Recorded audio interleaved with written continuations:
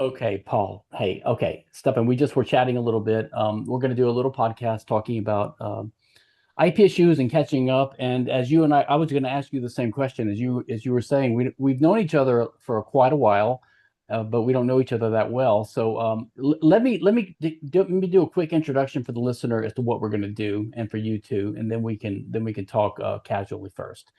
Um, I've wanted to talk to you for years about your views on intellectual property because I think they differ from mine, and I wanted to kind of see where we diverge and if I can make any progress. And the reason for this is over the years, actually persuaded people in person to change to my view. I mean, there's lots of people that have come around to my way of thinking online, but I've actually had conversations in person, and they say, "Oh, you persuaded me," and I've always wanted to catch that on film. So today's your chance. But even if we don't do that, we can see where we disagree. But anyway, okay, let's resume Okay. our. We were having a conversation, so I was explaining that I'm 60 years old now. I'm kind of retired. But I do a lot of this type of work still, intellectual libertarian theory work. And by the way, this podcast is not a normal podcast. I don't usually interview people. I think I've done it two or three times over the last 10 years. Usually it's Wow. just a collection of when I'm interviewed by people on their podcast. So you're a special guest. I Um, appreciate that. and we were saying, I think you and I probably known each other for 15, 16, 20 years. When did you start going to Mises events? Let me ask you that. My first Mises event Yeah. was 1990. Okay. Well, I started going in 1995, so maybe we started seeing each other around that time. Well, I would have been a Mises fellow at that point at Auburn, so that's probably it. So Mm. it's been a good 31 years then. Yeah, so I was like for the first, like I think the Austrian Scholars Conference, I started going in 95, and I went to every one of those for about 13, 14 years. Well, I assume you then were, that's yeah. yeah, that's it then. Yeah, but you're right. We don't know a lot of, I mean, I generally know you're just a good guy and an Austrian, and I assume a libertarian and all that. But yeah, tell me what's your story. So you're working as a professor now. What's your background and what's your deal? Okay, so I grew up in Michigan and went to government school K through 12, and then I guess it was just sort of fortune that I ended up at Hillsdale for my undergraduate. And Hmm. at Hillsdale College, we had Austrian economics as the primary type of economics taught there. And Richard Ebling was the Mises Hmm. professor. Hmm. And so I grew up knowing only Austrian economics. I was never anything other than an Austrian economist. I started off as a poli-sci major, and after a semester or two, I switched to political economy. And when I was thinking about graduate school, they said if I become a pure economics major, then I'd have an easier time getting into grad school. So I graduated with just a pure econ major and a math minor, but I've had a lot of overlap with poli sci as well. Um, so then I Hold applied. on. Let me ask you. Was Ebeling your only sort of Austrian professor, or were there others? Um, so let's see. Gary Wolfram started there, uh, and he is the first one to introduce me to Bastiat. So Friedrich Bastiat, the libertarian Hmm. economist, French economist from the early first half of the 1800s. Um, and he is not a an Austrian per se, but he's a fellow traveler.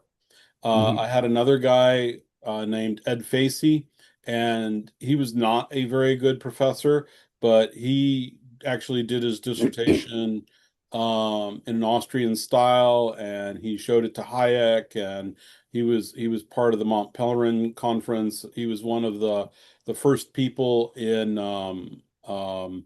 the South Royalton conference back in Yeah. Yeah. 1974.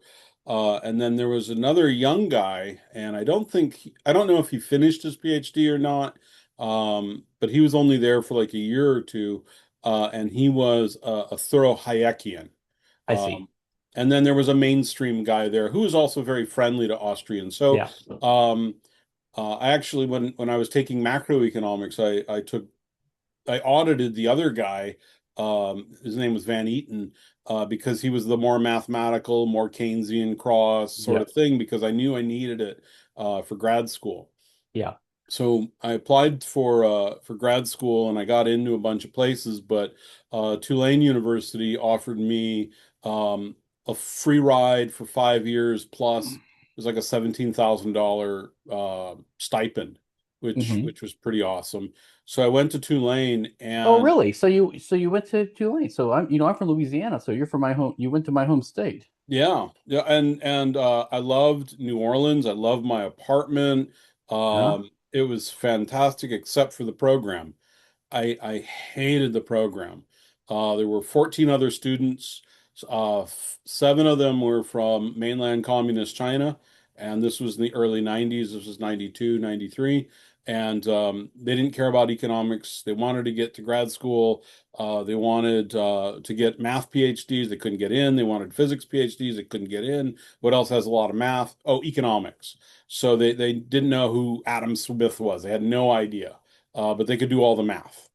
Five of them were from India. Yeah. So, and then one guy was from the newly formed Czech Republic, and he was just a Yeah. weirdo.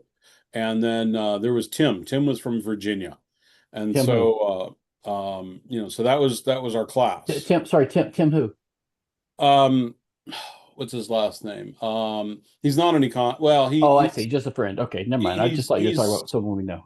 I think he actually works for the federal government in DC now. Well, let me ask you this. So why did you go to Hillsdale in the first place? Um, well, I was interested in politics. I went to a high school of 1,800 students, and I think there were like six conservatives. So, So you were um, already conservative or oh libertarian or yeah. what? Um, Okay. I didn't know really anything about like libertarianism or that, but Alex Keaton was my hero from Family Okay. Ties, Yeah, right? you sound like me. I was a Yeah, Reaganite and a Alex Keaton guy in high school. So yeah. you chose Hillsdale on purpose, and did you sort of when you were exposed to Austrian stuff, were you also exposed to libertarian stuff and started becoming libertarian then, or how did that happen? Um, Or I don't are know. you libertarian? I should I've, ask you I've that. always I've always been free market, and I don't know if it's ever been, like, oh, I'm libertarian, oh, I'm conservative. It's never been one of those things, right? I don't remember actually saying, now I'm a libertarian, or Well, let me ask you: Are you a libertarian? um I think I'm a small L libertarian and a small L Republican. I'm not a party person. I'm a free market guy. I Wait, think what do that you mean? What do you mean small L Republican? What does that mean? a small R Republican. Oh, Uh, okay. So you're I'm more not. like a classical liberal type, I'm a classical liberal. I'm a minarchist. I'm not an anarcho-capitalist. Um, but I do you like actually have a strong opinion, or are you strongly in favor of the state, or you're just not really persuaded of the anarchist case or something like that?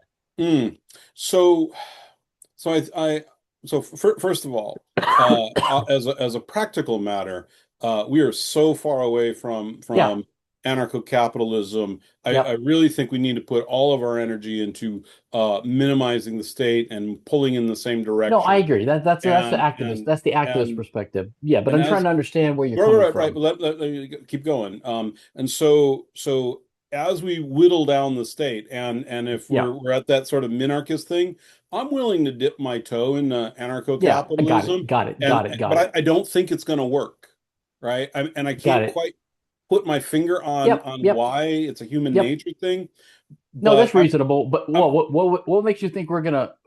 You said as we start whittling down the state, as we get closer, then we can choose the more radical option or whatever. But what makes you think we're gonna whittle down the state? What makes you think we're well, heading in that direction at all?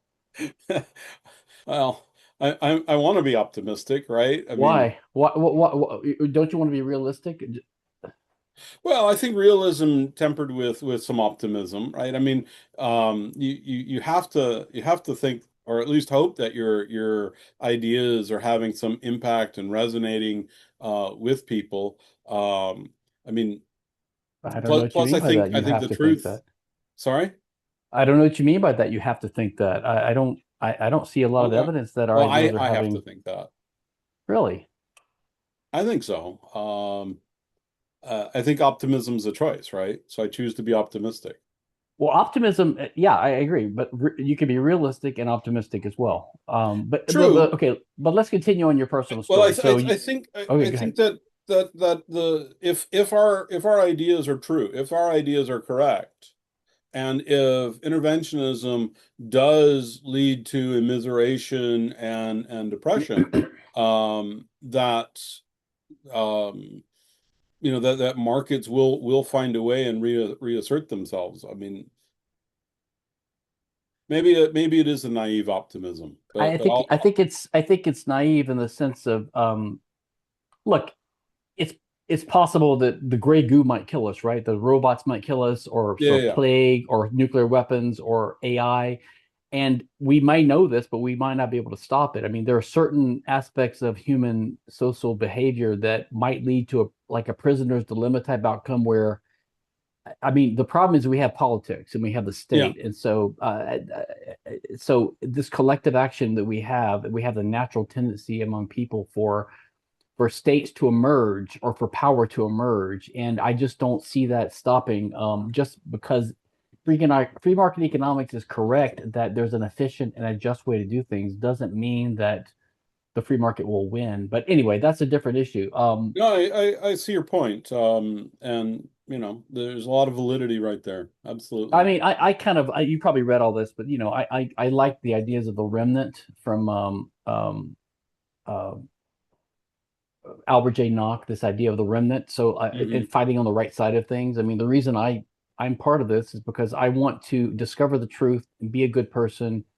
and lend my hand towards pushing in the right direction, even if it's futile now or futile in the end. I still want to be on the right side of things. So, and preserve the ideas for when the time is right for people to grab them, even if it's not now. But Yeah, and that way I always keep fighting. I mean, I there's I all these agree. people that came in from the Ron Paul revolution and they think they're going to change things by voting, and then nothing happens, and 3 years later they become alt-righters or they burn out or they become Yeah, post-libertarians, and they get frustrated and they give up because they were told that if you just put your heart down, you put your effort to it, you're going to make a hmm. difference, and then they don't make a difference. I mean, the Libertarian Not fast Party, enough. well, it's exactly Yeah, they have high time preference. They want it yeah. now. They stamp their little feet, and if they don't get their way, then they move on. And I never trust anyone who's not been a libertarian for at least 15 years. I mean, I see. Yeah, yeah. just like just like I didn't want to learn my sister's boyfriends or husbands' names until they've been around for 5 years because it wasn't worth the mental effort to put them in my head, if you know what I'm talking about. But okay, but let's back up. That's fun. You came from Michigan. By the way, my son's girlfriend is from Michigan, and I just went to Grand Rapids for the Libertarian Convention. It seems like a wonderful state. What part of Michigan are you from? Um, right there. I don't know It's geography. north What of does that Detroit. mean? Everyone Okay, from Michigan puts their hand up and points, right? It's what we have to do. You're not really from Michigan if you don't do that. It's north of Detroit. like in Louisiana, you're from the bottom of the boot, Um, well, we're Florida. north of Detroit in a place called Sterling Heights is where I grew up, and Okay. it's a big city. It's 6 miles by 6 miles. It's 36 square miles because the Northwest Ordinance makes it all sort of squares and such. Um, You sound a so little bit like me in your politics because I was like apolitical and I never knew, it's interesting, not technology, so I never knew anything about economics or history or politics. But I was vaguely pro Reagan and read mhm. Ayn Rand, and then realized I was libertarian, and that was it. I never went through the leftist phase. I never went through the Republican phase, really, except for kind of pro patriotic, pro Yeah. American Hmm. capitalism type stuff. But So you came from like a conservative type background or family or what? Well, my parents, they voted, but they were not really political. Yeah. I'm the oldest in my family. I've got a Mhm. younger brother and sister, and I am by far the most political of them. Uh-huh. Um, my brother is a little bit more now, but not so much. But I've And were you Catholic or religious or what were you? Yes, yes. Oh, I'm really? currently Catholic. In Oh, fact, really? I'm Eastern Rite Catholic. I So was confusing you with actually, I was kind of confused because I don't know you that well. I was confusing you with Sean Rittenauer because I know you guys both, and I was thinking, wait, there's a guy slightly younger than me who's a Catholic economist there, but that's Rittenauer. I assume you're familiar with no, Rittenauer's. Rittenauer is not Catholic. Oh, he's not. No, I thought his book had some. Well, his book he it's has a very book about. Christian. Okay, It's okay. not Catholic. Well, then I was conflating you with him then maybe because I thought he That was could be. Catholic. I mean, Yeah, he's a good person to be conflated with. I'll take that. yeah. Well, his book is impressive. I haven't read all of it. I've read through it and it's impressive. And even though Yeah. I'm a former Catholic and atheist now, I'm very I'm very I'm 99% Catholic. I'm just missing the faith part, I see. Um, the and part I I have think, no choice over. um, and I know that you're friends with James Yohe, right? Very good friends with James. I've Yeah, known and James for he's a a long pretty time. strong Catholic, as I recall. Well, and also Jeff Barr. You probably know Jeff Barr. Um, you probably know his face. I'm trying to Well, place. well, Jeff Barr. I assume you know him because there's a group of the younger guys. I'm 60, so I'm calling him younger. But there's a group of people that were all from Las Vegas. They were all Right. Rothbard and Hoppe students, and Yep, Yohi yep, was yep, part of that, yep, and so was Scott Kiar and yep, Rich Tejador and Leah yep, Glody and Joe yep, Becker yep. and Jeff Barr and Doug Ye- French. Yeah, I was not part of that circle, but I kind of knew them as a collective group, and so I was putting them in And that they're all group. great, especially the ones I know well, like Lee and Doug Yeah, I just saw and Jeff Lee Barr. recently too. So Well, yeah, yeah. I think he was at the one of the conferences doing something on their kind of modified theory of the business cycle based upon limited liability, which I don't agree with. We keep fighting about that, but Barr is a strong Catholic. The point is, Jeff Barr is a really smart lawyer, but also an Austrian and a very strong Catholic. did he present at the last conference? He might. It was either him. I think it was either him or Lee, or maybe them together. There was a paper on a ghost town. Was that his? I don't think so. Okay. This is more about their theory that limited liability, because I'm Hmm. like a defender of the corporation, like Hessen, and they think that limited liability is a problem and that it contributes to the business cycle, which I think is a stretch. But anyway, I've I'm aware that that argument exists, but I haven't delved into that one. yeah, Um, yeah, yeah. so yeah. Um, Well, okay. it's not a good argument, but it's not as bad as your IP argument, which we'll get to in a Ah, second. But okay. So fair enough. but this is helpful that you said you're kind of like a classical liberal libertarian, but I assume that at least you generally agree that individual rights are good, property Yes, rights are good, free yes, markets are good, yes, capitalism is good, yes, right? We yes, should have limited government yes, at most. We should yes, have strong principles that we yes, follow for limiting the state and for protecting property rights, that kind of stuff. yes, yes, yes, yes, Okay, yes, yes, so we agree, yes. and you're and would you say you are an Austrian, correct? Oh, absolutely. I'm And are nothing you but. a Misesian, Rothbardian Austrian, or just a general Austrian, or a Hayekian, or a Kersnerian, or what kind of Austrian are you? Um, so I think I've kind of gone through phases as I've read more of them. But I think coming back to Mises is sort of my center. Got it. Um, so for a time I was like, oh, this Baumbolvert guy is really awesome, and Well, then yeah, sure, of course. uh, and then I was like, oh, Rothbard, and I read but I kind of just keep coming back to Mises as the center. Uh Correct. and I appreciate all of the different nuances. Now, To be an Austrian economist doesn't mean that you need to have a certain political point of view, because unlike what Peter Bedke has pointed out, there are socialist Austrians in the past. There have been, I've Austrian. heard that. I can't ever keep it straight in my head who that is or how that could Well, be one of because them I is his agree with name. you. Who? I, Say I again? I can tell you some names. Okay, who are they? So one is M.A. Abrams. Okay. Um, and I'm looking at his book right now. It's called Money.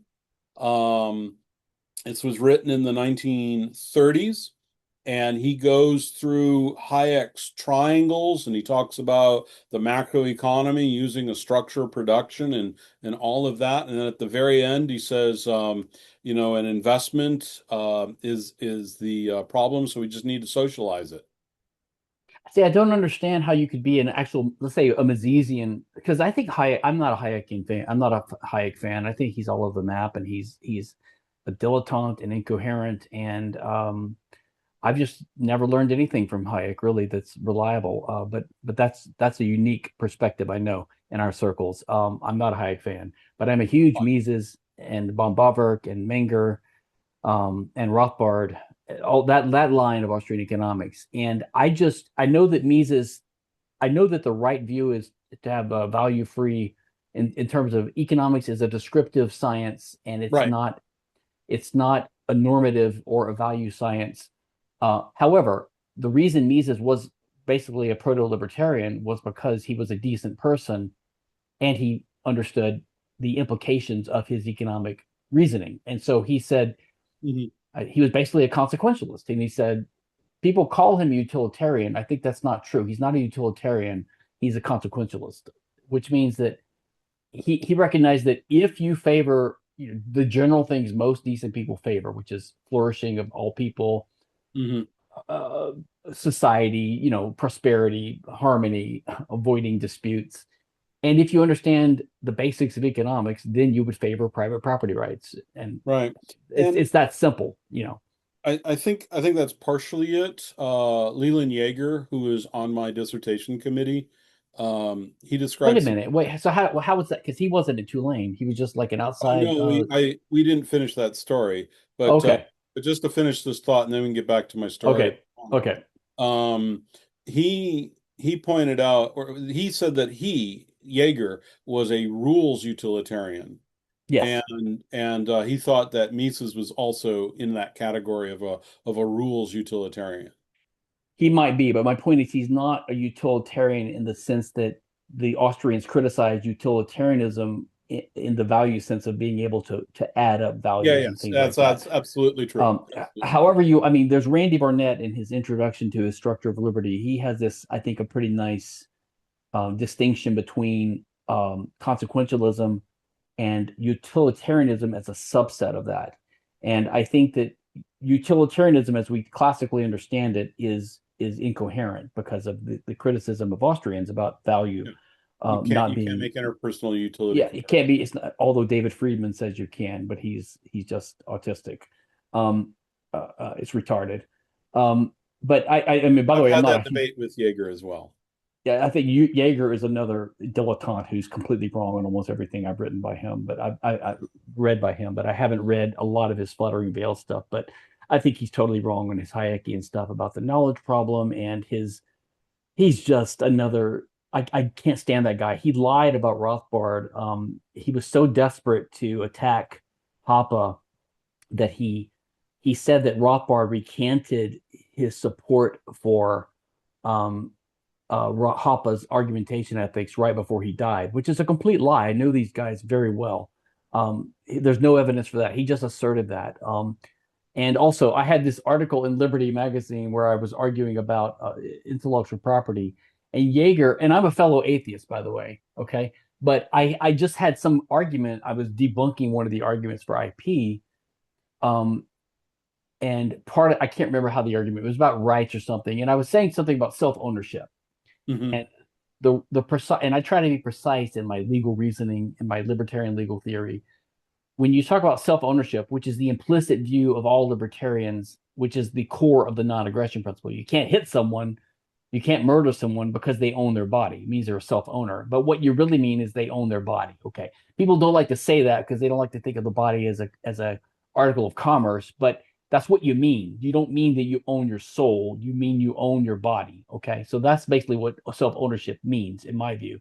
So I mentioned that, and then Jaeger says, "Oh, Kinsella is like believing in the soul and the mind-body dichotomy and all this crap." So he thinks he's talking to a religious person, but I'm a fellow atheist, and like, anyway, I'm not a fan of Jaeger because of that. Yeah.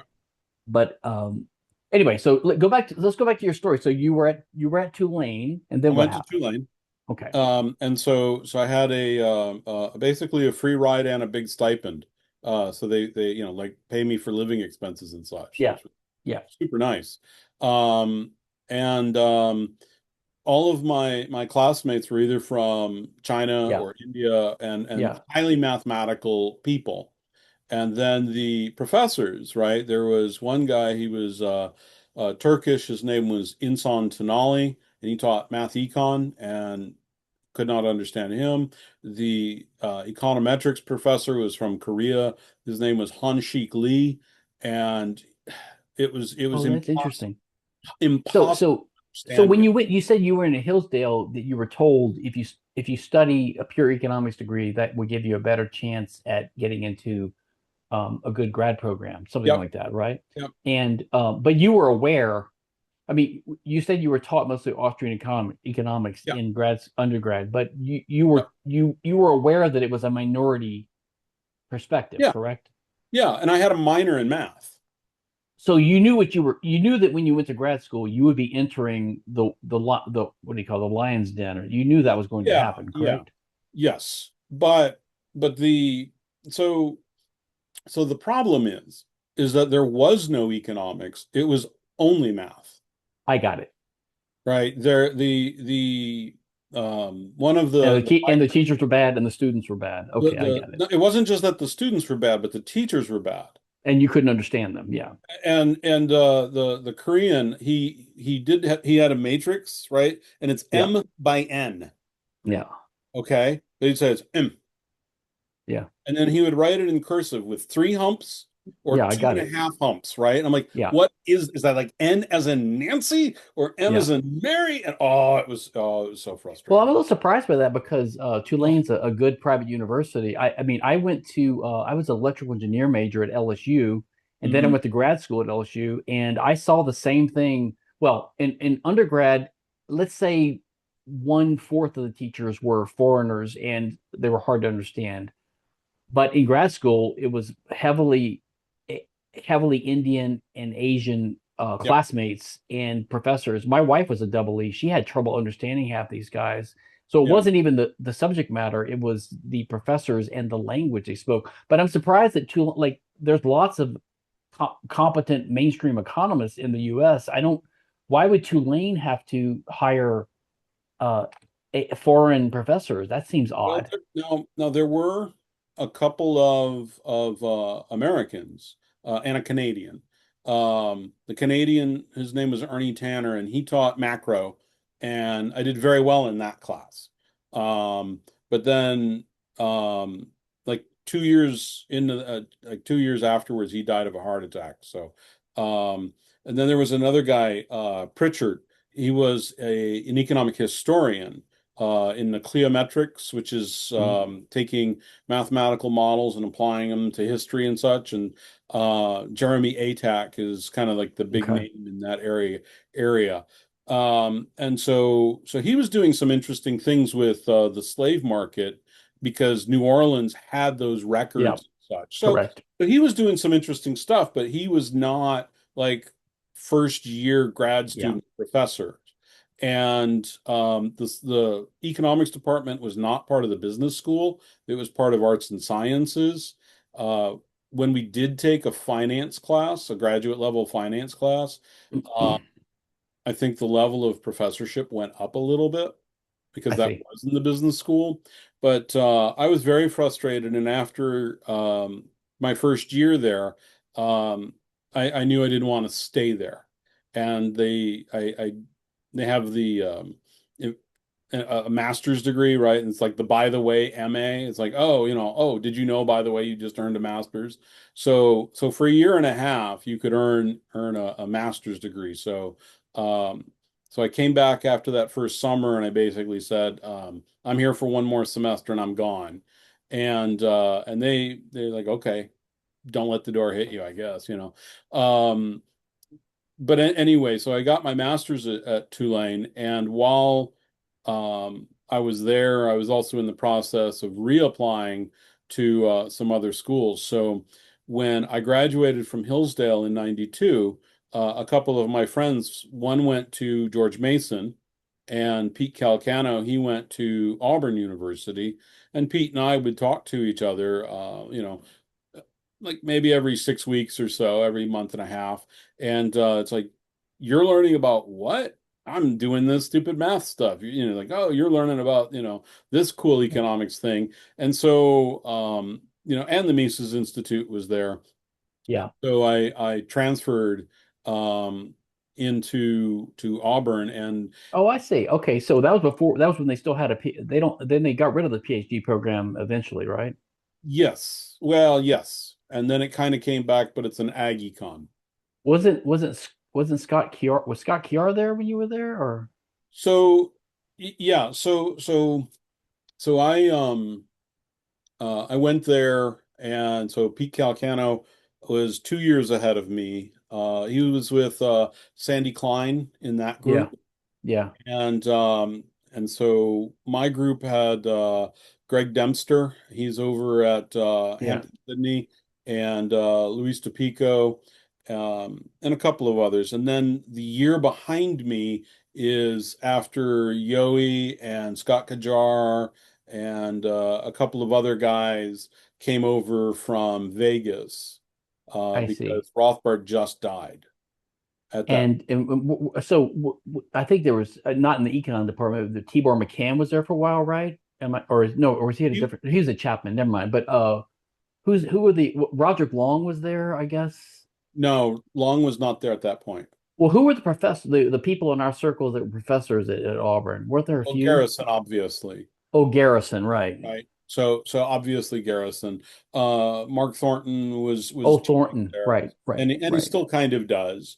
Yeah, And then you have Bob Eklund, obviously, yeah, yeah, and Eklund, and with him was A Bear. A Bear is a fellow yeah. traveler, and Yes, and so the chair of the department was David Laband, and he was Austrian friendly, right? So there weren't any people there that were hostile, right, openly hostile to Austrian. right. They were Austrian accepting through Austrian approving to being actually Austrian. I And see. then Jaeger was there teaching classes because he retired from Virginia at that point, and I actually took his last economics class he ever taught. Um, so, I see. I see. so Well, and by the way, it was monetary history of the United States. I didn't mean for this to be a biographical interview, but we might. I think some of this is actually relevant to what we're going to get into because it kind of helps flesh out our perspectives on the Hmm. foundational issues. That could be. And so the Mises Institute was there. I was a fellow. We did brown bag lunches where we, went through, man economy and state. We had nation, state, and economy by Mises, right? And we went through different Austrian works. We had some people came for long chunks of time. Sanford Akita came down, and he was working on the Yeah, interventionist stuff, and so he came down and I just presented. saw him at I think I saw him at the Appy meeting. I think we sat next to each other at Oh, dinner. wonderful. I hope he's doing well. He seemed to be doing great. Peter Klein then obviously came, not as a professor at Auburn, and and so we were a tight group, and that was when they were building the first part of the Mises Institute building across the street, or Yeah, down the street a little bit, yeah, yeah. and so then they had the first Austrian Scholars Conference, which I went to, and I've What been do you know what year that was? I could never find. I was around 92 or something like that. Does that sound about right? No, no, it's later than that. It's probably 95. It could be The 94. See, I went to the one in 95, but Was I used to was think Peter Bedke there? Pete Becky was at one of the first ones I went to for sure. Did you go to the one with Peter Bedke? Yes. Then that's the first one. The one he got in the fight with Hoppa in the That's hallway the first about? one. Okay. Yep. That's I the thought I infamous thought it was a raspberry incident. revival. I thought it was a revival of an old thing and had been revived like in 1992 or something. So it No, was now it's revived only after Rothbard died. um yeah, apparently. But that was the first one that the Mises Institute put together. Right. Some other group may have put one together. But that was the first Austrian Scholars Conference. And then How it's do you know? How do you know that's the first one? um Just going from memory. well, yeah, because I was a fellow there. And that was the first one, and then they've been dating them ever since, right? Like the 10th annual and such based on that one. Okay, well, I guess my original recollection was that was the first one, but then I started thinking in the last year that it was like the third or fourth one, and I had missed the earlier ones. But I guess my original, Now they um, have Mises University no, I know I'm that talking goes about back into ASC. the late 80s. Are you still involved with Mises Institute? Yes, I'm going to be giving a couple of talks at Mises University in July. In fact, Okay. I'm teaming up with Sean Rittenauer. We do Ah, kind of a duo. It's like Austrians you've never heard of. So okay, interesting. so Well, it's I guess you're aware of the sort of the split between Hoppe and me and all these guys and Mises and all that. well, I Not to know get that into it, but we'll make sure you're aware of it. I know that there is a split. I read what was posted on, I guess it's hoppa.com or whatever that web page is. But I don't know more than that. Yeah, So gotcha. I don't I'm not part of the inner circle or anything. And you know, if Lucky you you. Lucky you. I mean, I was a senior fellow there from 2009 to 2013 when I rage quit after I was stabbed in the back by Gordon and Salerno and Rockwell. So I've just had it with these fuckers, to be well, honest. I don't know anything about that. And Yeah, I don't try to pick fights. I mean, intellectual fights are one thing, but yeah. you know, then I'm not a huge name like Kinsella, so you know, I what who can get mad at me? It's like getting mad at toast, right? Okay. All right. Well, that's a good background. So let me see if I can frame this without unfairly framing it and see where we disagree. Yep. Because I think you and I agree, we both agree on the fundamentals that there should be property rights. Yep. So would you agree that this? I don't think that libertarians always think of it this way, but the way I've been forced to think of it to explain my view of rights and intellectual property and other things is that when we talk about individual rights and we talk about the non-aggression principle, that's really a shorthand for a cluster of property rights principles because you can't know if something's aggression unless you first identify who owns what, right? So it's although Rand called it and Rothbard originally called it the non-aggression axiom, it's not an axiom and it's not even an independent principle. It's more like a summary of what we view as permissible or legitimate. Um, so in other words, you can't say that me taking your watch is theft unless we know whose watch it is, right? Right. I mean, we can deconstruct, you know, like all the words, like what does it mean to be aggression, right? Well, aggression means What is using someone's resource without their permission. I think that's what it means. So, but the question is, whose resource is it? well, is a threat than aggression. Well, that's an application. That's a different issue. But I mean, Okay. So I mean I think that's what I'm the saying answer is is yes. I think right, the answer is and that's what yes. I'm saying is that you've got a few things that need to be No, defined. I know, I agree. But But let the core libertarian principles, the way I view it is this: is that it can be Liber reduced to property rights. Well, that's what Rothbard said, that all human rights are property rights, Hmm. right? That's what they are. They're a property right is the legally or socially recognized right to exclude someone from a resource, or to control it, but really to exclude. Uh, And in the case of your body, the presumption is that everyone is a self owner, that they're the owner of their own body, which is why it's another way of saying that murder and slavery and right, battery and assault and rape are a crime, because it's the use of someone's body without their consent. right. Now, you and I would agree to that. I don't know Okay. if all people do. No, I know. I'm talking about libertarians. That's what I'm saying. I'm Mhm, trying to mhm. find where Yeah, we disagree, it's where clear. we diverge. So Yeah. we would agree that there's self-ownership, and the presumption is that everyone owns their body. Yes, Or it's another way of saying that murder is wrong or slavery is wrong. I Okay. agree with that. Yeah. And with an exception for like self-defense. In other words, if I'm hitting your body, it might be permissible if I'm defending myself, if you're in the process of trying to attack me. Hmm. So, so that means you could say that means that when you start attacking me, you've transferred ownership, you've alienated in a sense, part of your ownership rights of your own body. You've kind of consented by your act of aggression against me to my using force against you to stop me. That's one way to look at the reason why there's an exception to the idea that you can't use violence against someone's body. You can use it if it's in self-defense. Um, I'm not trying to trap you with this. I'm just trying to. I'm It's a thinking that that's um that you don't.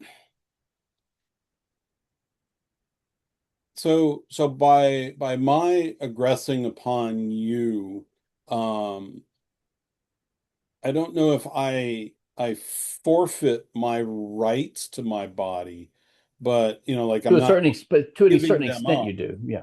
Sorry? To a certain extent you do, and not maybe forever, but you've consented. You basically laid down the rule that now it's permissible to use people's bodies without their permission, because that's what you're doing in that action. So you have effectively consented to a self-defensive maneuver by your victim. Yeah, I'd have to think about that wording, but in general, yes. Yeah. And then that's for bodies, but there are other resources in the world that, as Mises would say, we use as means of action, scarce resources, right? Yes. And Yes. those are tools or resources they're physical things out there in the world that were previously unused and unowned, and that people start to use as part of action. Hmm. And that because of the nature of scarce resources, there's a potential for conflict between actors in the use of these resources. And because of this potential for conflict, then in society, we develop laws or property rights that say who the owner of these things are. And the ownership rights are assigned in accordance with kind of three simple principles. One is the core principle is original appropriation or homesteading. The first person who starts using a resource that was previously unclaimed and unowned is the presumptive owner. Like that's how Hmm. you acquire ownership of an ownable thing. Or you could transfer it by contract to someone else. That's the second principle. And then the third one was if you if you violate someone's property rights by committing trespass or hurting them, then you might owe them compensation, to for restitution or recompense. So then you would have to transfer some of your property to them, for that. So basically, you can identify who owns a resource by saying, is it a human body? If it's a human body, the owner is that person, unless he's committed aggression. Okay. That's self ownership. But for other resources, whenever there's a dispute about who owns that resource, we simply say who started using it first, or who got it by contract. Like that's how we decide who the owner of a resource is. That's what it Hmm. means to be in favor of private property rights and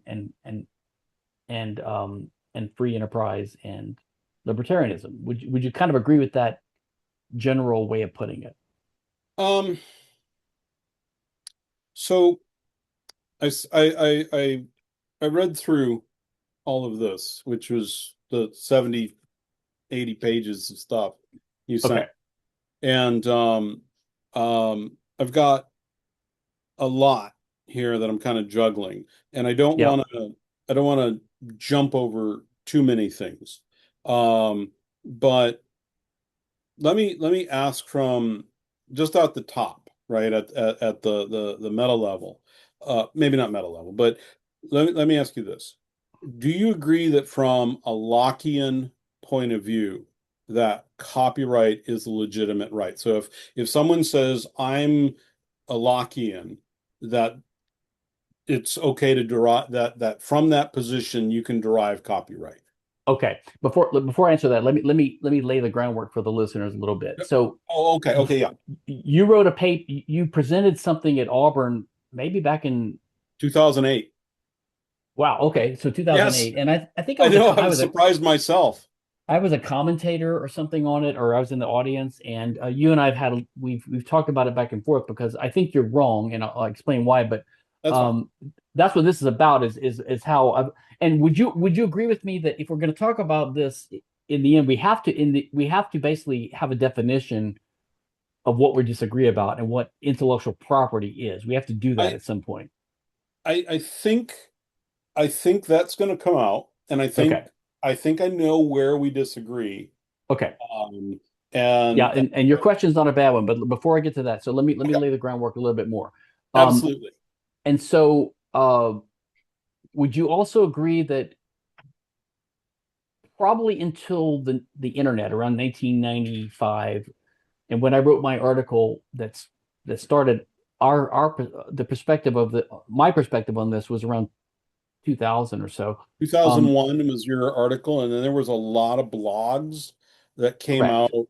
in the early 2000s, and that's what I was interested in, Right. is reading all of that sort of thing. Right. So 2000, yeah. And so would you agree that in our circles, in sort of Austro-libertarian circles, most people who've put their attention to this issue more or less tend to agree with me on this at this point? Would you tend to agree with that? I don't think there's been pushback on you. So yeah, Okay. Um,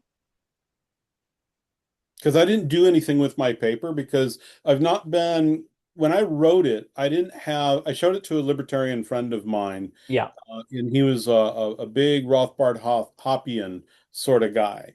yeah, And he said that he thought my criticisms were fair, but because I didn't have like my own positive theory, um, correct. he said I needed to do that first. Yeah, And then it was years later that I kind of developed my own, positive theory, yeah, but yeah, because it was so many years later and I was busy doing all these other things, I've never really circled back to it, yeah. to kind of put it together. And quite honestly, I should have probably published it back then, um, but I didn't. So I think it's not ready, and maybe after this conversation, if you still want to publish it or a version, you could do it then after seeing what you would need to address. yeah, I think so. Um, but okay, so you asked about Locke. Yes. Well, and we don't need to go into a full-blown definition first, but you asked about copyright. So let me just, for the Yes. listener, let me just explain. Um, there is a field of law which is called intellectual property law, and it embodies what's called intellectual property rights. That is a new term which originated in the, I think in the sometime in the 19 or 1800 late 1800s 1900, probably I think the early 1900s, when there was a debate about the two about intellectual property, which up until that time had been called what's called either monopoly privileges, or it wasn't called by a unifying word. It was just different discrete types of rights. Hmm. Patent law, the most important types of intellectual property are patent law and copyright law, which are legislatively or statutorily and federally granted in the US. And then there are other types like trademark and trade secret. And then there are even other newer types. But the main, or those four, are what's called the paradigmatic quarto. Two are common law based, trademark and trade secret, although they've been legislatively codified. And two are statute based or legislation based, which is patent and copyright. And those two, patent and copyright, are authorized in the U.S. Constitution. When they were recognized as temporary monopolies by even the defenders. But then when the free market economists in the 1800s started opposing them because they were seen as restrictions on freedom of trade and in the free market and freedom of and they were seen as anti-competitive, the defenders of these things started calling them intellectual property rights to make them sound like property rights to avoid that criticism. So that's why we call them intellectual property now. But the question from a libertarian point of view is whether these rights are legitimate, not whether they're property. I think you would probably agree with that. I Now, do. I do. so you asked me about, and in your paper, you tried to say that the copyright subset of IP defended by Rothbard, which is like a type of contractual copyright, might be defendable, which I disagree with. But so you Okay. were trying to defend one type, I think, in your paper. And so that's why I think you asked me about Locke. So, Yeah, I can clarify this as we go on. okay, so Locke, my view is number one, it doesn't really matter what Locke believed because he could be Okay. right or wrong. So we don't want to go with argument from authority. No, no, But no. my view is Locke did not believe in intellectual property, but he has been by the proponents of intellectual property like Adam Mossoff and these others who dishonestly try to enlist Thomas Jefferson and the founders and Locke on their side, because they're trying to make an argument from authority, because they're trying to mask the fact that it was a propaganda term, intellectual property was a propaganda term that the proponents of these monopoly privileges came up with to hide the fact that that's what they are. And so now they're trying to say it's a natural right and it was always seen as a natural right, even though if you read the Constitution, it says to promote the progress of science and the arts. It's like it's a Mm. clearly utilitarian thing, and that's why Yep. they're therefore granted for limited times. Locke himself was in favor loosely of some type of copyright, but only on prudential or consequentialist grounds. He did not say or think, in my view, that it came from it was an implication of his natural rights views. And there's a scholar named Ronan Deasley, I've got this all over my website, who's commented on this. He's more of a deep historian, and he concludes that Locke, and this is just a guy with no skin in the game, he's just a regular mainstream historian. Mhm. Locke did not himself uh, maintain that his views on homesteading and property rights implied intellectual property or copyright at all. Okay. So I don't think copyright is an implication of Locke's views. If that was what your question was. Well, I'm not really interested in what Locke concluded per se, Okay. because the way that I read Ethics of Liberty Yes. is Rothbard is a Lockean uh, guy in that book, right? Yes. And maybe today he would have changed his mind or whatnot, but I think he would have. we, Yeah. we don't I know, do think so, right? but that's a different issue. Yeah. I mean, I only have what's written and what he's published. And so from his point of view, the Rothbard point of view is he's very Lockean in his approach, and then from that you can extend copyright. Now, But hold on, that's not what Rothbard does. Rothbard extends copyright based upon a contractual argument based upon his own reformulation of contract theory, which had nothing to do with Locke. And let me also mention one thing about Rothbard. okay, Maybe you're aware of it, maybe you're not. maybe Um, not.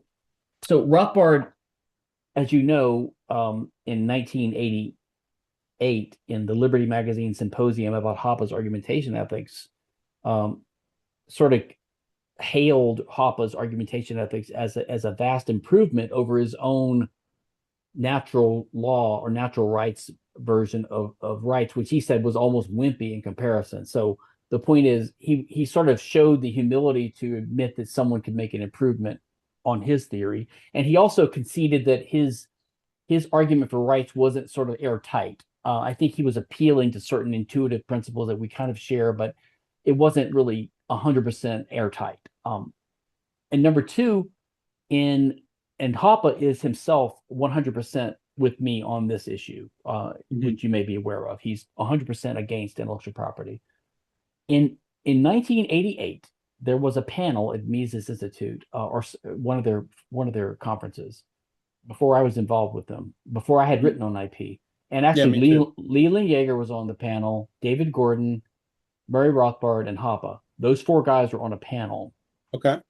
And in the Q&A session, someone asked a question of Hoppe, and they said it was about knowledge. Like if someone comes up with a useful idea, Hmm. then if someone else learns about it, can they use it, or is it their intellectual property? And Hoppe Hmm. immediately said, "Well, you can't own ideas. Anyone who knows of information Right. that can guide their ideas can own it." So the point is, he instantly came up with the kind of a key reason why there's something incoherent about intellectual property as a right. And the point is that Rothbard was sitting right next to him. This is 1988. Yeah, yeah. And Rothbard had already or was about to endorse his argumentation ethics, and Rothbard didn't say anything. So I think that is something, and Hoppe agrees with me now that if Rothbard had lived a little bit longer, he would have agreed that he had made an error on the on his what I call uh, uh, copyright by contract argument, Hmm. which is what he does in the ethics of liberty that you're talking about. So that's the stage.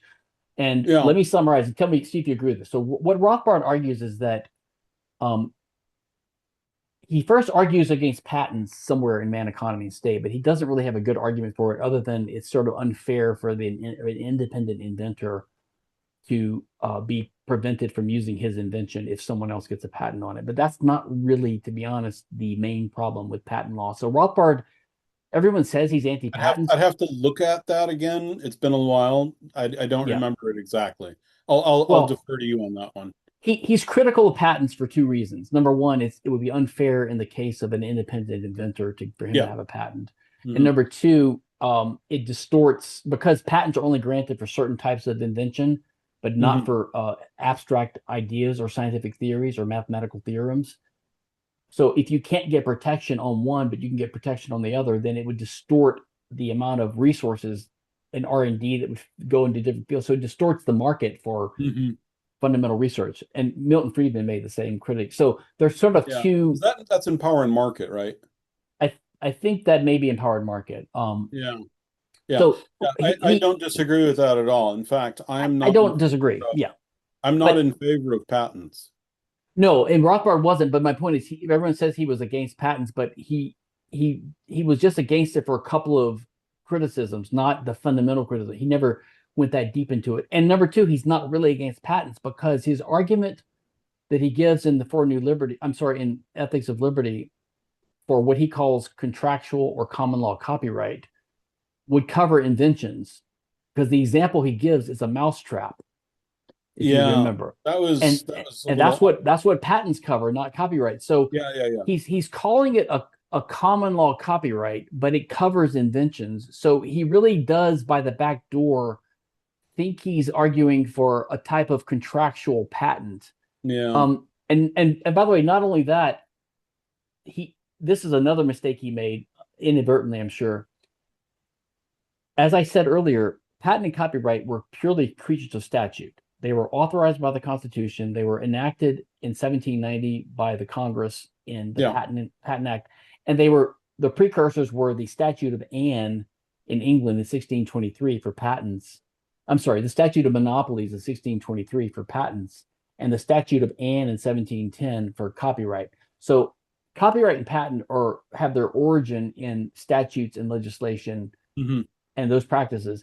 But there was a, a narrow type of right recognized on the common law, and it was called common law copyright. And what that it was more like a trade secret. What it said Hmm. was if you have a manuscript that's Yeah. unpublished, like in Mhm. your desk drawer, Right. and someone steals it from you and they race to the printer to try to print it, you can stop them from printing it because you have a common law copyright to be the first one to print it. Um, which It's is almost very like a similar. bailment sort of thing, isn't it? It's like bailment. It's Yeah. like trespass. It's also like trade secret. With trade secret law says Yeah. if you keep something secret and someone violates a contract to keep it secret, Yeah. you can use court action to stop them from leaking it further if they haven't done that yet. So you can trace this common law copyright it's not really a copyright like we think of it now, but my point is the term common law copyright was already in existence, and it referred to this narrow right to be the Hmm. first one to publish something that you kept secret. I see. That was basically abolished by the copyright statutes when they came. They preempted the field, and that's the main thing. That doesn't really exist Yeah. anymore. So Interesting. I didn't know that history. When Rothbard talks about he's not in favor of patent law, but Right. he's in favor of common law copyright. Yeah. He's reviving a term that used to refer to a narrow copyright right, Very narrow. but No. he's talking about something different based upon his contract theory. So Uh-huh. if anyone knows about this, it's going to lead to confusion, but no one understands it anyway. But the point is, he came up with a sui generis doctrine on his own, which was rooted in his contract theory, wasn't rooted in Locke, and he called it common law copyright, even though that term was already used for a defunct common law doctrine, and even though it referred to inventions like a mousetrap and not books, although I guess it would apply to books too. So it's Yeah. basically a very undefined, all over the map theory. An odd mixture. And the key mistake he makes, in my view, is that he says that he also combines in this doctrine of the common law and of the law, which says that ownership of a thing like a piece of land or a car um, doesn't you don't lose ownership of something if someone steals it from you. Okay, which is true. So if someone Your steals rights are violated, you don't lose your rights. Yeah. if someone steals my watch from me, I Right. still am the owner of the watch. And Right. You still have the rights. They're just being violated. but if the thief sells it to a third party and the thief is long gone, and I find the good faith purchaser or a bona fide purchaser who was an innocent person who bought the watch from Mhm. the thief, and now I can get the watch back. The question is who gets it back? And most libertarians would say, well, the owner gets it back because the thief couldn't transfer to the buyer any rights greater than he had. And the same thing is true in real property law, where if I own a house, let's say I own a home and it's subject to a mortgage, Right. that really means the ownership rights are divided between the tenant or the user or the naked owner, we would say in the civil law, and the mortgage holder. So the rights are divided. And if I sell the home to someone else, they don't take it free and clear. They take it subject to the mortgage because I can only transfer to the buyer what I have the right to sell them. Okay. That's a Um, doctrine. Go ahead. I mean, if you have a mortgage and you say Yeah. that the collateral is the house, right, and you sell the house, you still, You sell the land with the house. but yeah, right, but you sell you sell all the property, right? I mean, I let's say I'm the owner, I have the mortgage, and Yeah. I'm paying, each month. Um, I don't have to pay off that mortgage. I could continue to, I mean, I was just using the house as the collateral, um, to it, right? So That's I actually not still, that's not true. You do have to pay. What do you mean you don't have to pay it off? no, I mean, I do have to pay it off, but let's say, I mean, why? I mean, I mean, I'm thinking maybe I could take other assets as substitute collateral and just continue. Only if the bank agrees to it. Only if the lender or the creditor agrees to it. The Yeah, creditor has a property right interest in the house. That's called security. They have collateral. They have a mortgage on the house, and in the case of of movable property like a car, it's called a security device or a security interest. so they have, okay. So It's like this is where co-ownership. your lawyering comes in handy. Well, it's Um, like co-ownership. I mean, look, if you have a car and you have a loan, the so car is the collateral. the bank actually has the right to have a say on the collateral, and if I Well, want yeah. In fact, if you collateral. ever noticed, if you have ever paid off a car loan or a house, then the bank sends you they hold on to that title. You notice. Yes. Yes. It's been a long time since that's happened. Well, the So point is, this is an old doctrine of the law. This is a okay. well-known doctrine. I'm just kind of working it through because I haven't really. I'm not a Well, lawyer. this is And, what Rothbard relied upon this when he tried to extend his contract his common law contract, his common law copyright idea. Hmm. He relied upon the idea that if you own property, you can only transfer as much of it as you own, which is true. So if I stole a Okay, watch, I get it. I can't give you good title to the watch if I sell it to you. Right, right, right. I get it. If I have a house burdened by a mortgage, if I sell it to someone, they can buy it from me, but they still it's still subject to the mortgage. Yeah, if they buy $500,000 house and I have $200,000 mortgage, I have to pay off the $200,000 out of the proceeds. Well, it depends on the mortgage, but I mean, you could theoretically you could have you could have a creditor that says, I don't mind if you sell it, but you're still on the hook for the loan, and then the new buyer is still on the hook for the loan, and I still have a security interest in the house. I mean, you could do it however you want, but the point is, there's effectively a co-owner, and when you own something, you can only sell what you own. That's the point. Okay, You can yeah. only sell what you own. Okay. I So follow. Rothbard uses that in his Ethics of Liberty to argue for this common law or contractual copyright, which covers a mousetrap, which is an invention that would be covered by patent law. But anyway, so his Yeah. argument is this, that he recognizes the problem with this. What he says is that if, let's suppose I come up with a better way to make a mousetrap, literally, Okay. and I sell this mousetrap to people, but I know that as soon as my competitors learn of my improvement on the mousetrap, the Yeah. example I gave of this in my 2001 article was nitinol. Remember, nitinol was this memory metal. It was like a spring, and I said, I don't know, what if you have like a Teflon coated spring or nitinol spring? But it was some improvement to the mousetrap. Okay. Okay, and the way the free market works is if someone learns that you have a better way of doing something, a new service or a new product, then if you make a profit because you're attracting consumers, then people emulate that. That's what the free market competition process is all about, right? And Yeah. Yeah.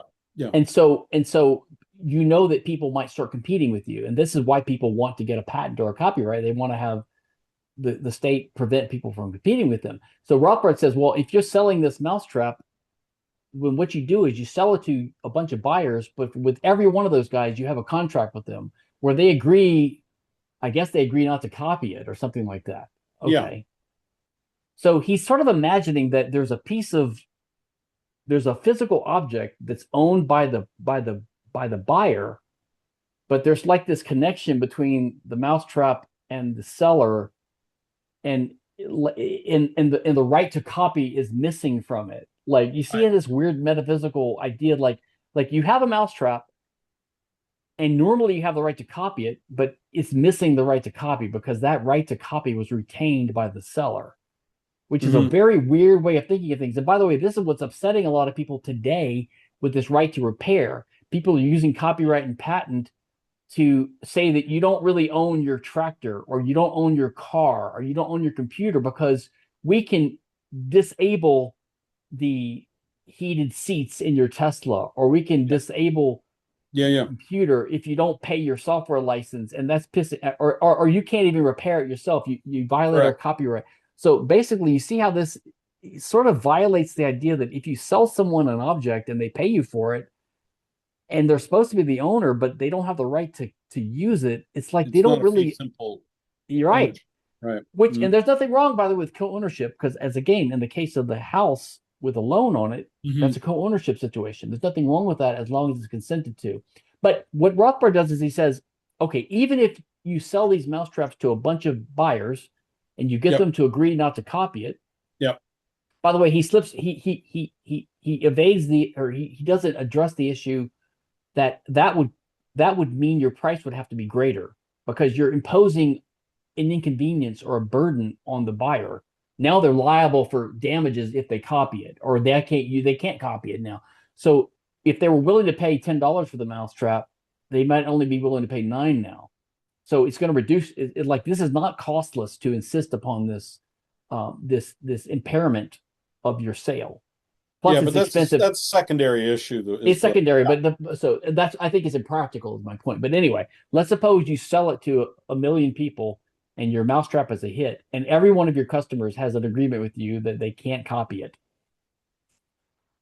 Rothbard sees that the problem is, what about a third party who Mhm. buys the mousetrap and copies it?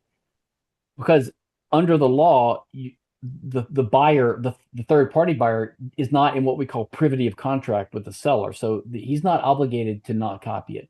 So Rothbard makes an analogy to that doctrine I mentioned earlier about you can only sell what you own. He says, well, the first buyer of the mousetrap can only sell what he owns to his buyer, and he doesn't own the right to copy, so the mousetrap is still missing the right to copy.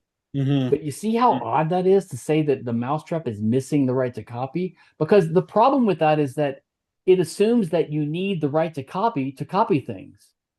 Right. So, for example, if I see you just selling a mousetrap that's a new mousetrap, let's forget about patents or anything like that. I just see Paul. By the way, am I getting your name? Is it Cwik? It's Swick is how you pronounce it. Swick. Cwik. Yeah. Oh, and on the side, I mentioned to you earlier that coincidentally, there's this guy named Brian Cwik who is a Yeah. I who have no who is idea. I mean, it's rare to have, and so he's actually written on intellectual property too. So I it's kind of odd that your name and his would come up for the two thinkers who have written on intellectual property. Because your name is fairly rare, I would think, in the West. It, it is. It is. There's a few of us in the United States, but you know, I don't know. So, so the problem with Rothbard's way he's framing this is you don't need permission. You don't need to have the right to copy in a thing to copy it. Like if I just learn of the fact that there's a guy named Paul Cwik who is selling a better mousetrap, like literally Right. better mousetrap, Right. then I'm going to start making my mousetrap better too. Right. Like I don't need your permission to do it because I'm Right. not violating your rights in doing it. Right. And I So follow that. that means that's the flaw in Rothbard's art. So what Rothbard says is that the third party buyer, I think he calls him Brown, also doesn't have the right to copy because he got it from a guy who didn't have the right to copy. But Hmm. that's just another way. That's another way of trying to say that he really is in privity of contract, even though he's not in privity of contract. Right. So that's And I my think point about why I think Rothbard's argument is flawed and fails, and that's what you sort of tried to rely on in your argument. well, this is part of what my friend was telling me is like I don't really have or in this paper I didn't put forward a positive theory of it's like, well, how do I think about property rights Or and so on? this is an or definition, which is why if you're gonna say as a Right. libertarian, and if you agree with me that there are property rights in material, tangible, scarce resources Yeah.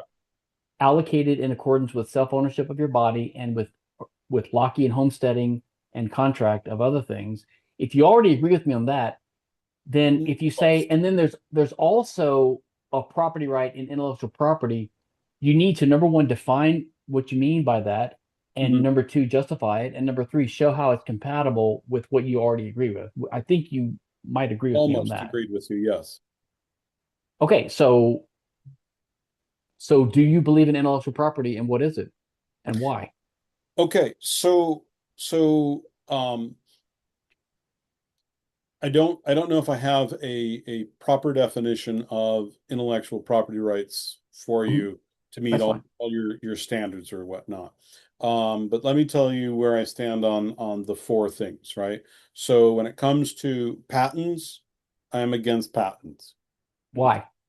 Hmm? Why?